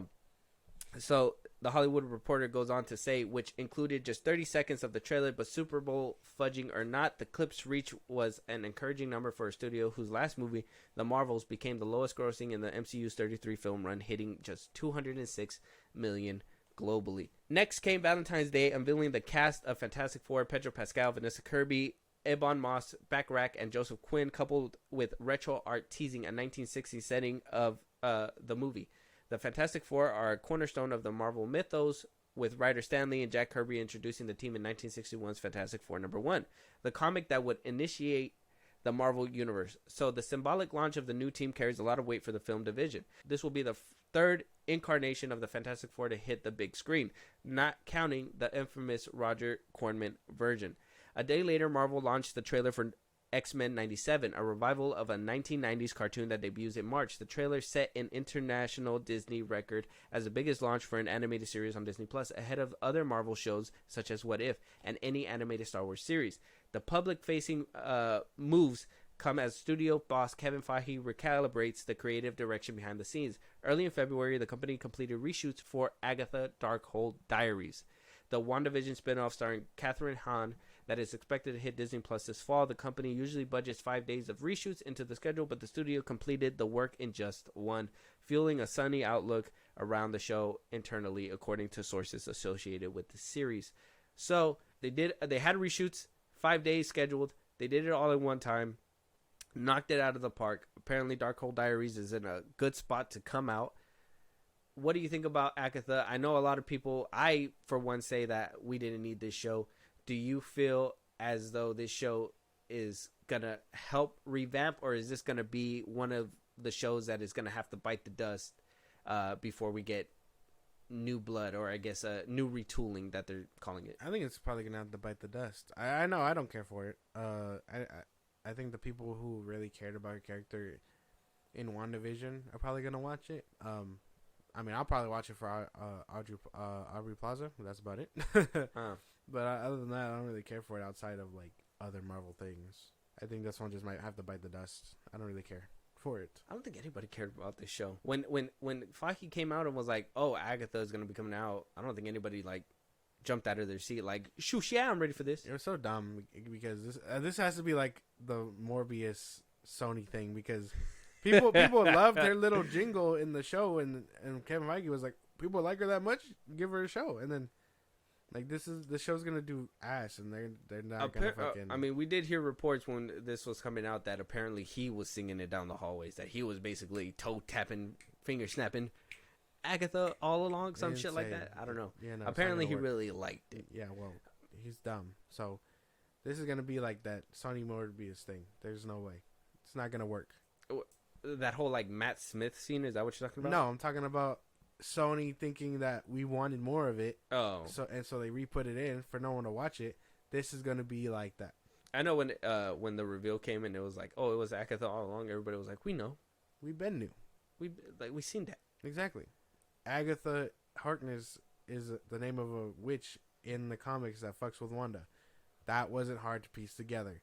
You know what was hard to piece together for these motherfuckers? Mephisto. Like what? It doesn't make any sense. Ralph Boner, apparently. So, I mean, I guess, regardless, this is probably one of them that's going to have to bite the dust. But I guess, reshoots only going one day when they're scheduled for 5 and, getting it done quicker. I would have to say that's a good outlook. It's just, was the show good to begin with? Like, do they feel like, yeah, this is a banger where, there should be some reshoots probably sprinkled in or added just a little bit, right? So the report goes on to say the studio also quietly hired Eric Pearson to polish the script for Fantastic Four, which will shoot in summer in London. Pearson is a company stalwart who worked on Thor Ragnarok and Black Widow. Yee. And has a reputation for taking projects over the finish line. The stakes for the movie are high, as the studio is still searching for characters and actors who can carry its universe forward after the exits of Robert Downey Jr. and Chris Evans. Yeesh. Thor Ragnarok, Black Widow. I guess the writing wasn't bad. I think it was more the filmmaking, right? Yeah. And then, I mean, that little ending where they're looking for people to carry the universe forward after the exits of Robert Downey Jr. and Chris Evans. This is where we're probably gonna, have a little bit of back and forth depending on where you stand on this one. But I don't think anybody should be carrying this universe, right? I understand have actors and beloved characters that are within this universe, but I think this universe should be self-sustaining on its own by now. I think by the time they let go of Chris Evans and RDJ, this universe, because I mean, let's be honest, they weren't in every single project during the first 3 phases of Marvel. They were, RDJ was sprinkled around a little bit more than Chris Evans, but it was the connectivity, the storytelling that kept everybody together. I don't think it was RDJ and Chris Evans who was carrying the universe, which I know that you said that earlier when you were talking about the whole Gareth Edwards topic. I think it's not so much that they carried it. It's more like, I see what they mean, because a lot of people are like, oh, RDJ, Chris Evans carried the universe and stuff, but it's more of like to solidify the ones who will be around longer to form the Avengers again, because we're past phase 4, we're in phase 5. We don't know what an Avengers roster will look like. The first phase gave us exactly what we were looking for. Maybe they should have used phase 4 or phase 1 like blueprints to be like, oh, let's give these 3 characters a trilogy and then we'll build a team off of them or something like that. I think that's what they mean. And then, your star will shine after the fact. But they haven't really done that. They've kind of been scattered all over the place since phase 4, trying to establish all these characters that they set up, but we haven't, like I said, we haven't seen them in forever. Yeah, and that's one thing, right? That kind of plays into what I was saying too, is that connectivity. Like, if there's connectivity there, people are gonna flock in. People are gonna be like, okay, well, will RDJ come out in this post-credit scene? Will we, get a hint of where they're going to be next? Whatever it may be. Yeah. And then that's when you get a self-sustaining universe where maybe you're right. Maybe you do need like a core 3 that can, carry solo films and, weave through. But at the end of the day, I think that all boils down to like storytelling. Because I think at one point they wanted Captain Marvel to be one of the main 3. I know a lot of people are like, oh, well, if they're looking for somebody to carry, why don't they recognize that Spider-Man is their big ticket? Well, for me, they're sharing that character. So, they have to be able to cut him out whenever. Yeah, if necessary. If, Sony, acts like a bitch one day and is just like, I'm not going to lend you Spider-Man anymore. Yeah, there has to be... Yeah, he goes from contract to contract. They're not going to lock him in for anything more than, a trilogy and, two some cameos, 2 team ups. It's not gonna work. I think one of the producers of over there at Sony was basically, I think he said in an interview that it was a you land one, we land one situation. So they're lending Spider-Man. So for their Spider-Man film, there has to be an MCU character. That's why RDJ was in the first one. Nick Fury was in the second one with Maria Hill, the Skrulls thing, and then that's why in No Way Home it was Doctor Strange. So, it's a lend one, you get one kind of thing, kind of contract. So, yeah, you got to be able to write them out if necessary. Yeah. And so you can't just have them set up this whole Avengers thing and then now, Sony's like, well, you want them in Avengers? We're going to have to cough up some dough. If they really wanted to let a world be known and feel empty, my ideal pick, I know it's probably too late because, they haven't set up anybody, but I would have Rhodey, Sam Wilson, Captain America, maybe Carol if they cared that much. I would have put it around those 3.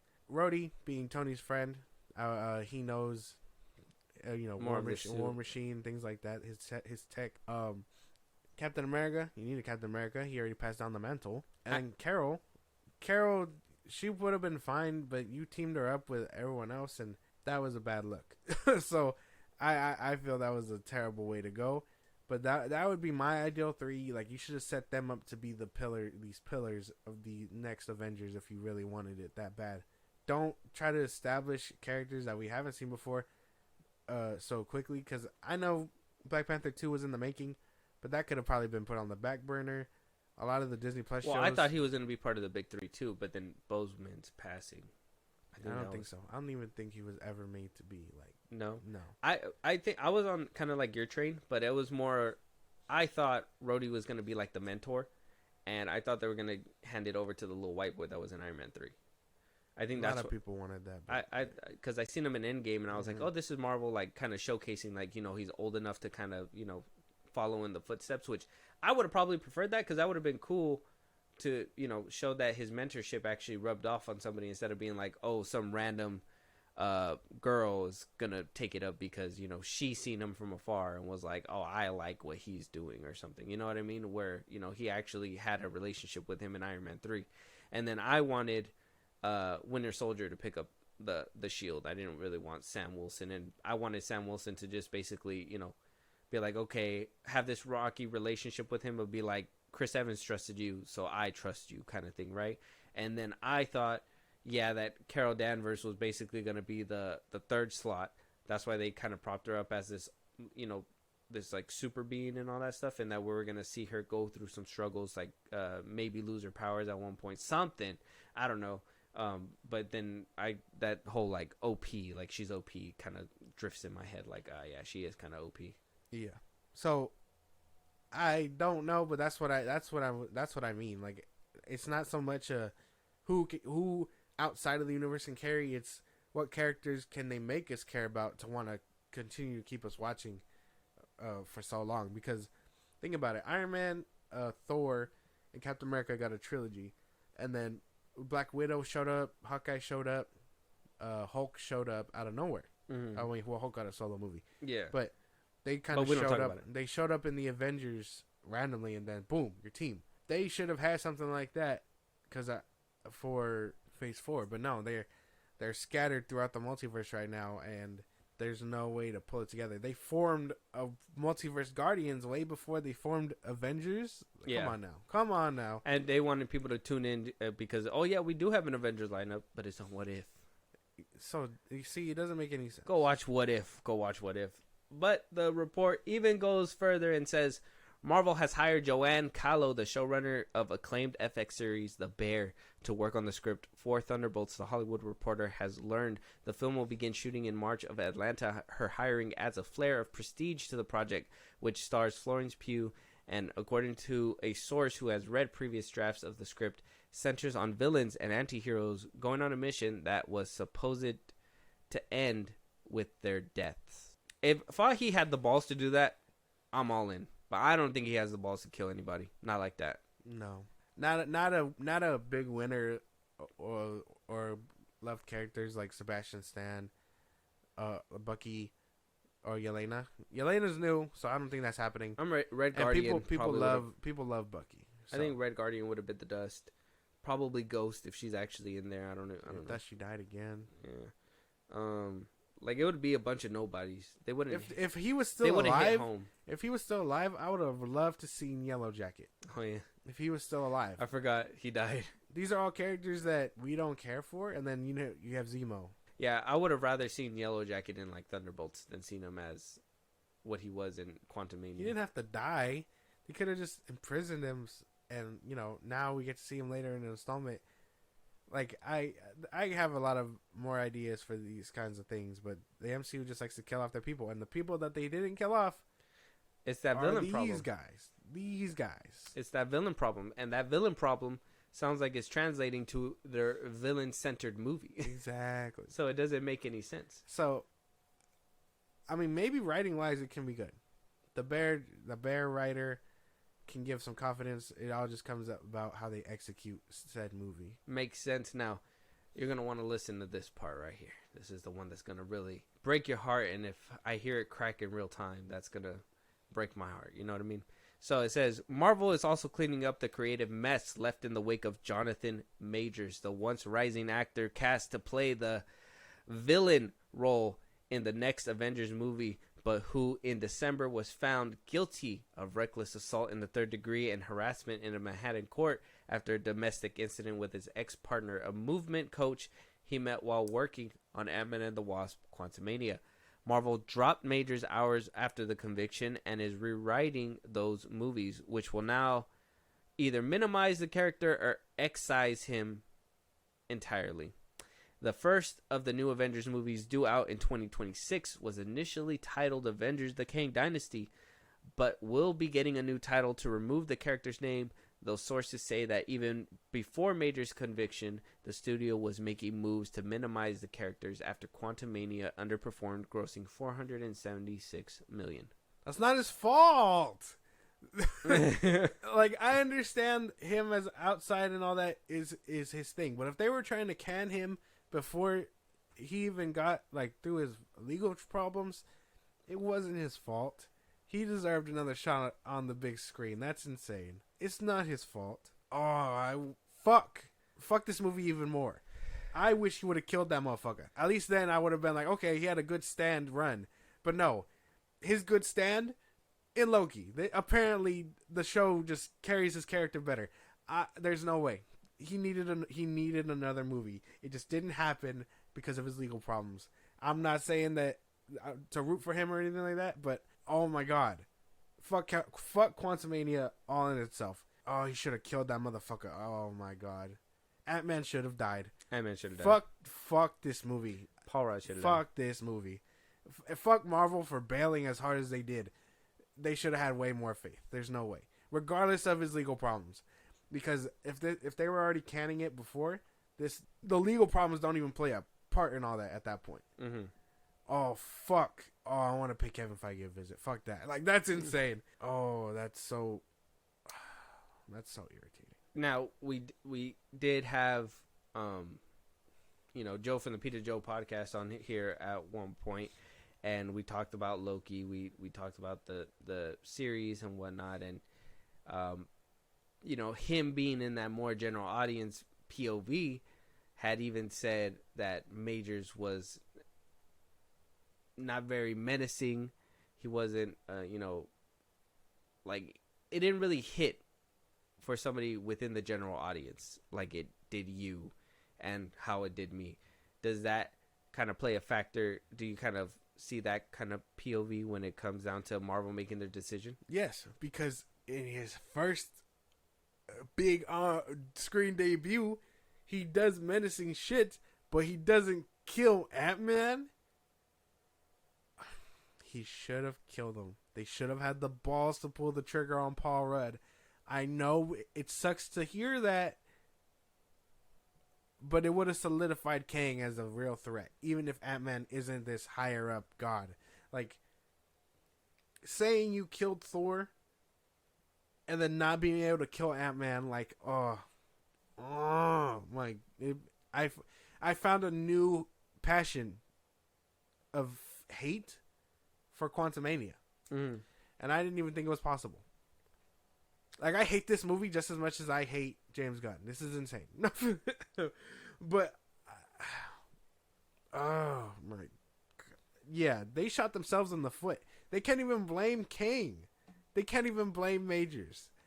Now they can. Now they can totally be like, oh, no, legal trouble. Yeah, that's a good out for us right there. But if they were planning to do it before his legal problems, they shot themselves in the foot again and blame someone else for holding the gun. Oh. They're like, how are we going to get Majors out of here?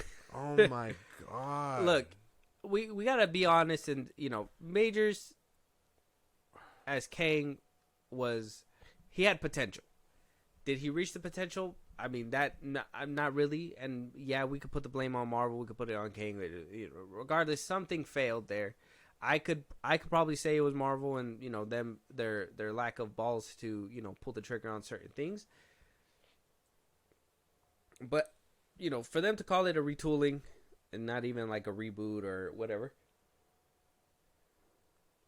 how this article is saying, to me it tells me that regardless and that's why I was like, oh, you know, when they made that article and we talked about it, where, you know, they basically said they wrote themselves in a corner with Kang. You know, that another report had said that Fahey, when he saw Major's performance, he was really all in for Kang too. So that was more of a maybe something with Fahey where he kind of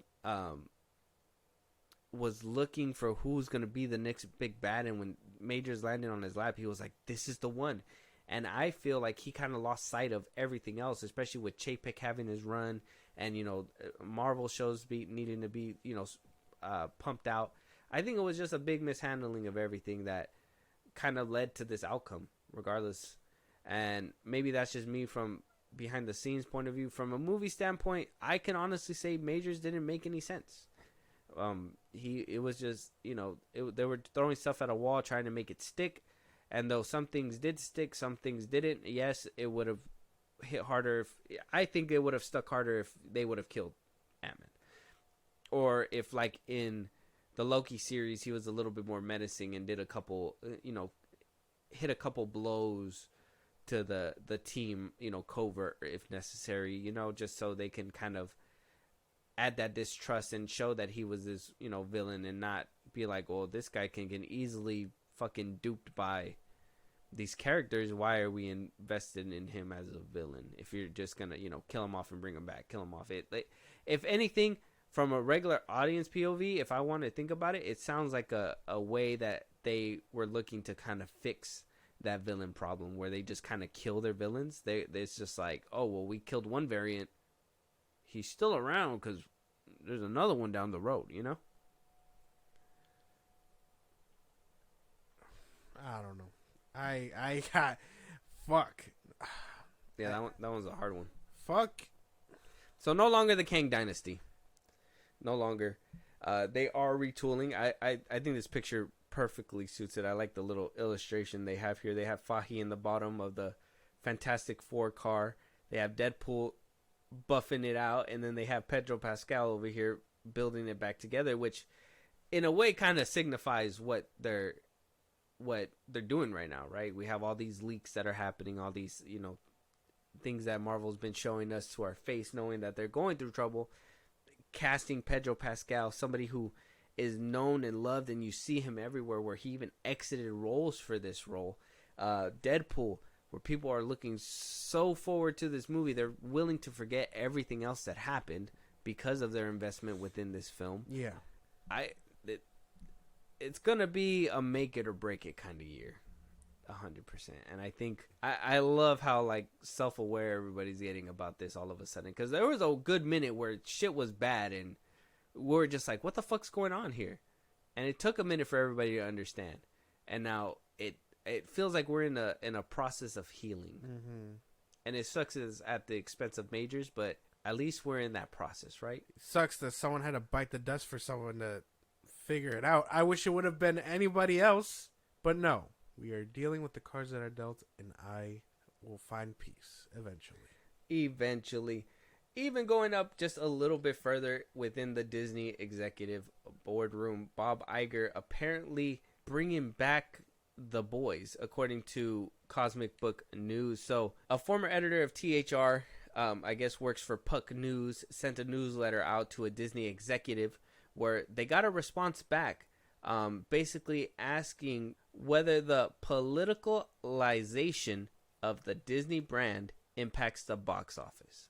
So whether the politics that, you know, people are saying is being pushed out there into these Disney movies, woke agenda, whatever, feminist views, women in the forefront, too many women, so much women, MCU, stuff like that, you know, shit Neurotic talks about. The Disney exec's response was this: everyone says it's the movies. Stupid. Which is an easy thing for people to say. More appealing movies are a great way to jump the political issues. But more and more our audience, or the segment of audience that has been politicized, equate the perceived messaging in a film as quality issue. They won't say they find female empowerment distasteful in the Marvels or Star Wars, but they will say they don't like the movies because they are quote unquote bad. So, quote unquote, make better movies becomes code for, quote unquote, make movies that conform to regressive gender stereotypes or put men front and center in the narrative, which is what you're seeing now and what Bob Iger's pivot is about right now, says a Disney executive. Which, if this is what they actually wrote, this first of all sounds like a person who wants to push all this stuff out there. Because what kind of sentence is that? A regression? It says a regression of gender stereotypes or put men front and center in the narrative. How is that a regression? Because you don't want to. First of all, The Marvels was a bad movie. That was a shitty fucking movie. Brie Larson or not, whatever Iman Vellani or not, that was a terrible fucking movie. Is it as bad as Madam Web? Fuck no. But Madam Web is also a female-led movie that is a terrible fucking movie. So you cannot tell me that it's a regression of yada yada whatever bada bada bada bada. It's, we want to see our. I think I seen a video of Grace Randolph. She said this at one point where she did the math and she was like, the women that are watching these movies versus the men. And even the Marvels, more men went to go watch the Marvels than women went to go watch the Marvels. The thing about the superhero genre, people, is that it's about comic books, superheroes. And who is the superhero audience? Who is the one that goes out for comic books? Who is the one that goes out for toys? Now, I'm not saying women don't do that. It's probably like 1 in every 5. Exactly. It's a low percentage versus the men. Yeah. So men want to see these superhero movies done right. Not just because, we don't want to see Miss Marvel or Captain Marvel. No, we would love to see them if their movies were made good. Because superheroes, fuck all that. How many times have anybody was like, I mean, the movie was bad, but people went to go watch it because of Sydney Sweeney. So people are going to watch it as long as the movie's good. And now people, not even Sydney Sweeney can save the damn movie. That's the crazy part. It's not for, I mean, speaking for myself and not people like Neurotic and all those motherfuckers, it isn't a woman problem because there's badass women characters out there. I said it earlier, Sarah Connor, Ripley, these are badass women characters. The girl from Prey. The girl from Prey. We have people in the scare genre that are pretty fucking badass too. You know what I mean? So you can make badass badass female characters. The movies just have to be as good. It isn't about women in the forefront. It's if the movie's good or not, and the movies just haven't been good. That's not our fault. That is a studio thing. I'm not even like, you know what I mean? Like, like I feel like if you put women in there, it's more, you should be inclined to be like, okay, men are going to want to watch this attractive woman kick ass. The movie just has to land on its feet now because you already have the male gaze. Mm-hmm. Sydney Sweeney is a big, you just brought it up. Like, that was a big point. A lot of people were like, oh, this is the plot. This is the plot. If you got a movie so bad that sex appeal can't save you, that is, that's kind of a problem. Yeah, that has to be a problem. Because now people aren't even willing to watch it for the visual aesthetic. Exactly. It's so bad, people won't even go for the visual aesthetic. And your bare minimum is sex appeal. I'm not saying that should be your main selling point. I'm saying that is bottom of the barrel expectations. You got to understand, why do you get these hot actors for the forefront? Why do you get people like Brad Pitt? Whatever, the dude from Top Gun. That's why, right? Yeah, that's why. So it's not so much that they look good and all that, right? That's bottom. I feel like that is bottom barrel like things. If all else fails, hey, this actor looks good enough for me to go check it out, and that's it. Like, I feel like that's everyone's mentality. That's not a sexist thing or anything like that. That is like men and women. Mm-hmm. If your movie can't be as good, that is bottom barrel stuff. If your movie's that bad to where sex appeal fails, you have a shit movie. Mm-hmm. You get what I'm saying? Yeah. Did people watch Magic Mike for the plot? No. Women went to go see it for the men. Are people going to see... I can't even think of like a movie that attracts men like that. Madam Web? I mean, people went to go watch it. A lot of dudes went there to go watch it because of Sydney Sweeney, and I'd say Sony got a lot more money because I'm pretty sure if the movie was as bad and it was Morbius and it was Jared Leto as the lead, not that many people would have given it a chance. It would have been more of a. I know some people that haven't even seen Morbius till this day, but a lot of people went because of the fact that Sydney Sweeney was in there, and a lot of people knew her from Euphoria. A lot of people obviously seen certain scenes that she was in, so people wanted to see her in this movie, Exactly, and it just didn't work out. Exactly. So I think that's like a big one. I mean, they also said Star Wars as well. They said Daisy Ridley.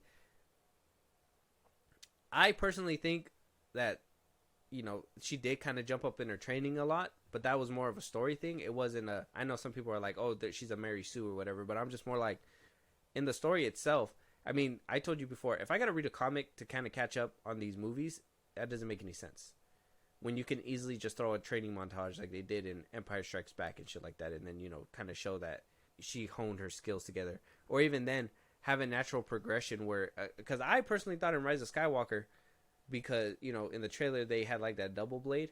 I was like, natural progression would say she's not good at swinging a lightsaber like that, but a double blade, because she's used to a staff, would benefit her tenfold. You know what I'm saying?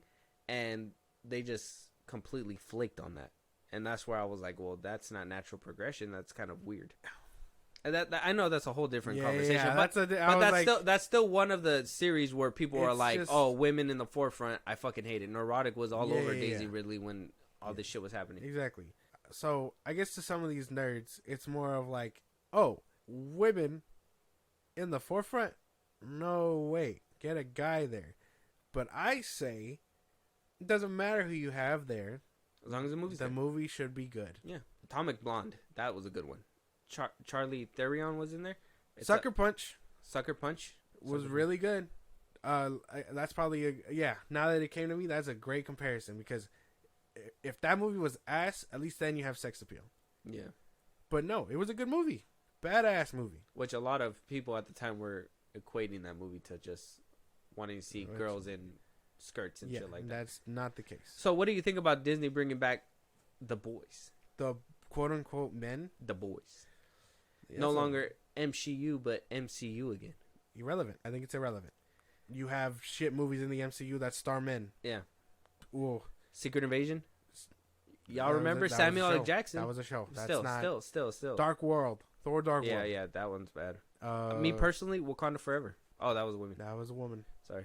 Well, the first Black Panther. I like the first Black Panther. I think it was alright. It wasn't anything crazy. Ragnarok. Or not Ragnarok. Love and Thunder had both. So, what then? Yeah. This argument that it needs to have a male to be successful, it has women, so it's not going to be successful. It's a stupid narrative to have on both sides of the spectrum.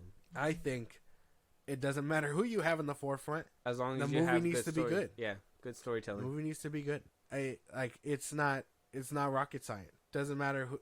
Yes, get an attractive male and female lead, whoever, so that way you can bank on sex appeal if necessary. But don't make a shitty movie. Be like, oh, that movie where this woman takes her top off. Yeah, it has a really cool ending where she blows shit up. Not, oh, the woman takes her top off, but the movie was ass. Like, at least then you bank on sex appeal.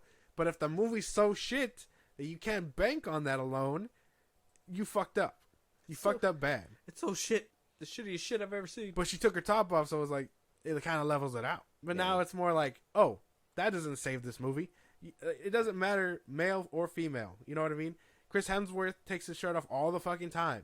Chris Evans, he took his shirt off hella times in Captain America, The Winter Soldier. Yeah, I personally go back for that. But it's like, it's not rocket science. It doesn't matter who you have. If they're attractive enough, make a good movie behind them, and boom. Not only do you have a hot lead, you have a good movie to follow behind it. Mic drop. There you go. Let us know your guys' thoughts out there on the retooling of Marvel. Let us know if you guys are excited to have the boys back. Do you think that this lady or this exec that is speaking back to us or to Puck News, does she have a point? Is bringing back men into the forefront a regression? I highly doubt it. Let us know you guys' thoughts. retooling is underway. Madam Web apparently was such a collapse that Sony is about to forget about not only this franchise, but their whole spin-off universe. It says here in the Hollywood Reporter, the flop is wiping out an entire plan of new movie series as the studio becomes the latest superhero studio in a need of a pivot. Obviously, we've talked about it not doing too great. 13% on Rotten Tomatoes at the time of recording. People were actually getting refunds for the tickets on opening night. Says here that it marked one of the lowest starts in Hollywood film history based on a Marvel character. Domestic box office for the first 6 days in North America was only $26.2 million. Even a fan-friendly cinema score of a C+, which is extremely low for a superhero title, was just not there. Like DC and the once unstoppable Marvel, Sony is now finding itself in an under the gun to reevaluate how it makes comic book movies. Sony's previous Spider-Man universe movie 2022 Morbius was a critical bust and much maligned by fanboys online, but at least it managed to earn $170 million worldwide. There's no such hope for Madam Web. Plus, the features collapse doesn't just impact this film, but a new potential franchise that Sony had hoped to spin out.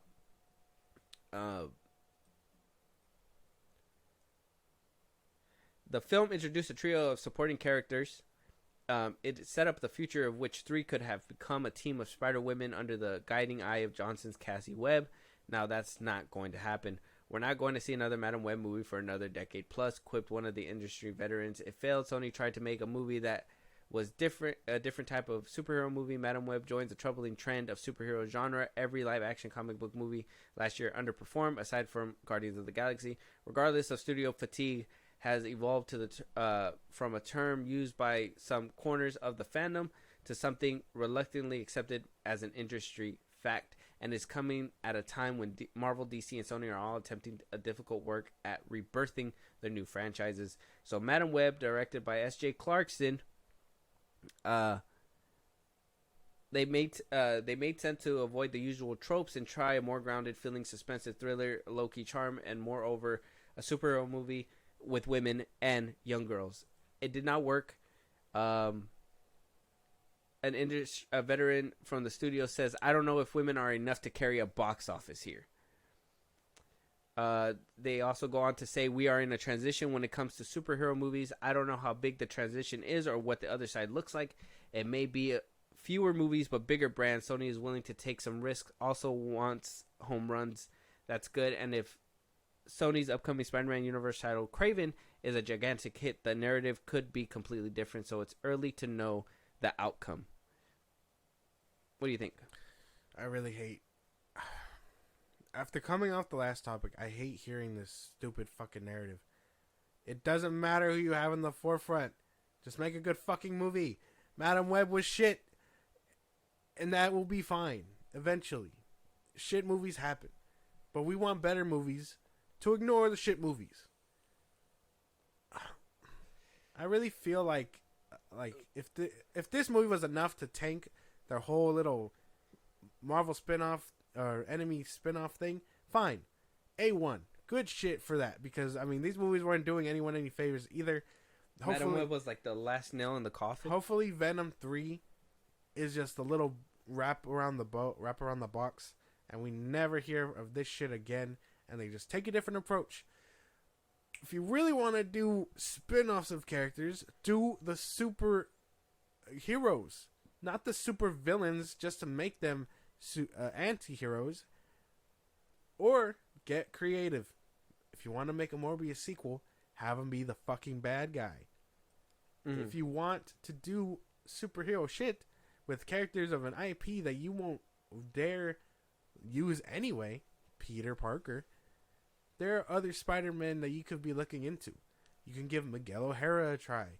Spider-Man Noir is getting a show. Silk is getting an overhaul of a show. You can make your Miles Morales live action if you really wanted to. You can do Mayday. You could do all these other Spider people if you really don't want to touch Peter Parker. I've suggested Ben Reilly. He's essentially Peter Parker, but with an identity crisis. There's a number of people that you could do, and it'll probably work. But this villain route thing wasn't working in the first place, and you really haven't done much with Venom. I thought he was probably going to be like the real lethal protector. We probably would have seen him go up against Morbius, something like that. Make him the protector that we were expecting. I didn't want that, though. But even then, I didn't want that. but even then, like, that was an idea they could have explored if they really wanted to. Yeah, but I think that would have made people mad. Okay. But that's not what I don't care about that. It's all hypothetical. Yeah. There's a whole bunch of other ways to go in this. Madam Web derailing the whole train. I don't really care. Craven, make it a tax write-off if you're that hurt by what Madam Web did. And then just let Venom 3 be the little rap. Yeah. Word on the street is saying that if Craven does well, they'll reinvent the franchise around Craven. If it doesn't do well, that apparently all this can just be folded into the MCU, and that Sony might just be doing these one-off films to, obviously keep the rights, but they're just gonna focus on the animation and just the MCU side. So this Craven movie might be the make it or break it. But then we also got Venom 3 coming out, which I just think by Venom 3 there should be a Spider-Man. There should be a Spider-Man in that world if you guys are going to try to figure it out. I know having that Disney Marvel contract saying that you probably can't use Spider-Man because, what the fuck was that? You couldn't even name drop him in a damn spin-off either. That's ridiculous. And then you had him in a trailer and then you didn't actually put him in the movie. It tells me that they're teasing it to try to make it to seem like there's a Spider-Man around, but they know they can't use it. They know that, it'll breach contract and basically, I don't know. I'm thinking worst case scenario, push the Spider-Man IP back into Marvel's hands if the contract is broken. So I'm pretty sure there's something there that says they can't use Spider-Man.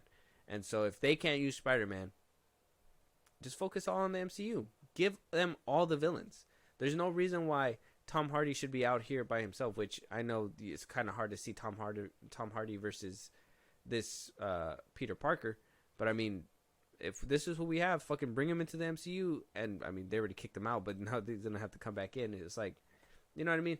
It's just all this jumbled up shit for what? Like if Pascal wasn't so greedy and the studio wasn't so greedy, they could just easily found a way that they can make the fans happy over here and just put out little movies, I guess you could say Elseworld films, with this iteration of Venom or this iteration of Morbius or whatever you want to do. And then, if it flops, and people could just be like, well, they're not doing good over here, but at least with the MCU, we have something to look forward to. I don't know. Anything other than what they've been doing. I really don't care for it as long as it's something different, I guess. Mm-hmm. And even then, that different can totally be bad too. Hopefully they fix their problem because this shit ain't working. The fact that Madam Web just derailed the whole train is crazy though. Yeah, they were just like, fuck, we can't do what we plan to do. Better anymore. this one than getting down to El Muerto and then just like tanking that one too. So that's true. Let us know if you guys heard Madam, or have you guys seen Madam Web? Have you guys watched it for Sydney Sweeney? Do you guys feel like women can't hold up a box office? I don't think that's the case. I just think we need better movies. Let's make better movies.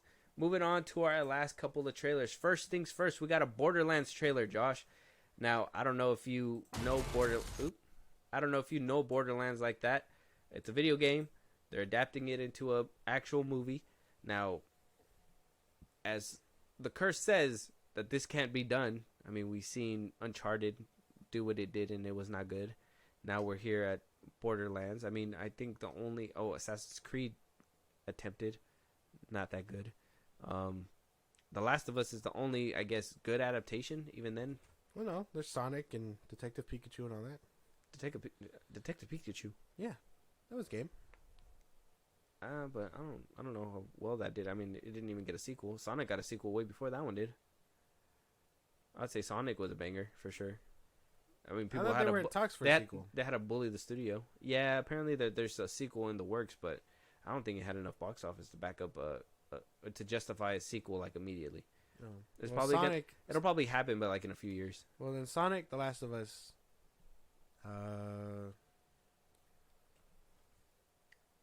That would be it. Yeah, so we got a Borderlands adaptation. Got a good, actually a good cast. We got Kate Blanchett, Kevin Hart, Jack Black, Edgar Ramirez, Ariana Greenblatt, Florine Montu, Gina Gershon, and Jamie Lee Curtis. So it's pretty stacked cast. This is the one that had to go through reshoots for the action scenes with Tim Roth, who made Deadpool, the first Deadpool. So that kind of tells you something. But Eli Roth is the actual, what's his name? The actual director of this film. So let's just jump right in. We'll get our thoughts afterwards. The first scene just looks kind of, the orange hair kind of throws me off already, but we'll see.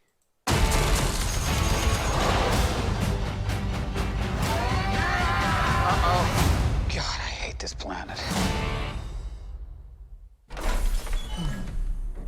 Would you look at that? A ladder! Unfortunately, my design doesn't facilitate this type of...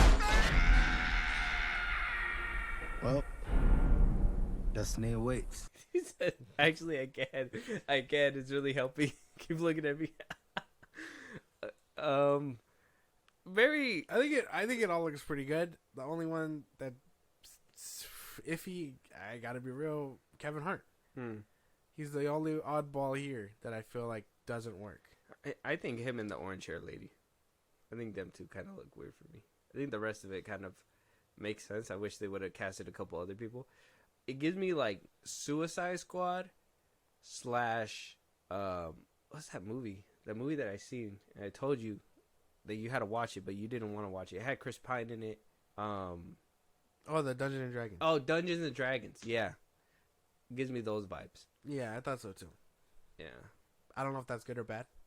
I'll check it out. I don't know anything about the game, so maybe going into this fresh with no game knowledge could be cool. So I mean, I'll be down to check it out. This one looks fine. Yeah. I think I'm gonna just have to get over Kevin Hart. Everyone else looks cool. I mean, he might be funny in this one. Maybe. I think Jack Black might carry for sure. Yeah, he sounded like they put him a lot in the trailer, so I'm thinking he's gonna be like that comic relief that's gonna be everywhere, and then him and Kevin Hart bouncing off each other might be hilarious. So I mean, don't quote me. I know Kevin Hart's kind of not been the funniest as of lately, but I think it might be decent. But check out the trailer; it's out right now. Borderlands, stacked cast. I thought it was pretty cool, and even that Ariana Greenblatt. She's the one who played Ahsoka and all that. So it's cool that she's like everywhere now. She was in Barbie too, so I mean she's getting casted. Yeah, she got that role. Unlike we haven't talked about her all year, but unlike Rachel Zegler. Moving on though, we got a new movie from Sony called Daddy-O.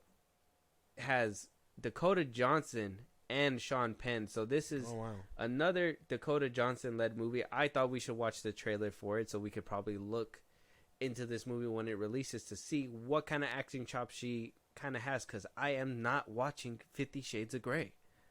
I'm not, and I have not seen her in anything else besides Madam Web, and so I really want to know if she has other acting chops. Okay, I want to know if she has something like another gear, like something that's gonna really make you be like, you know what, she's not just somebody in a sex movie and in a bad movie, but in a good movie, right? Yeah. Right.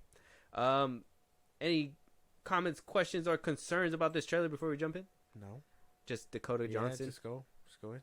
Yeah. No, nothing. No. All right, we're jumping in.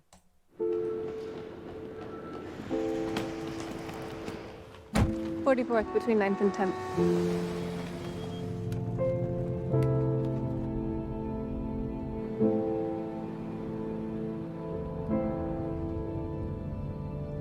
Want some radio? Not really.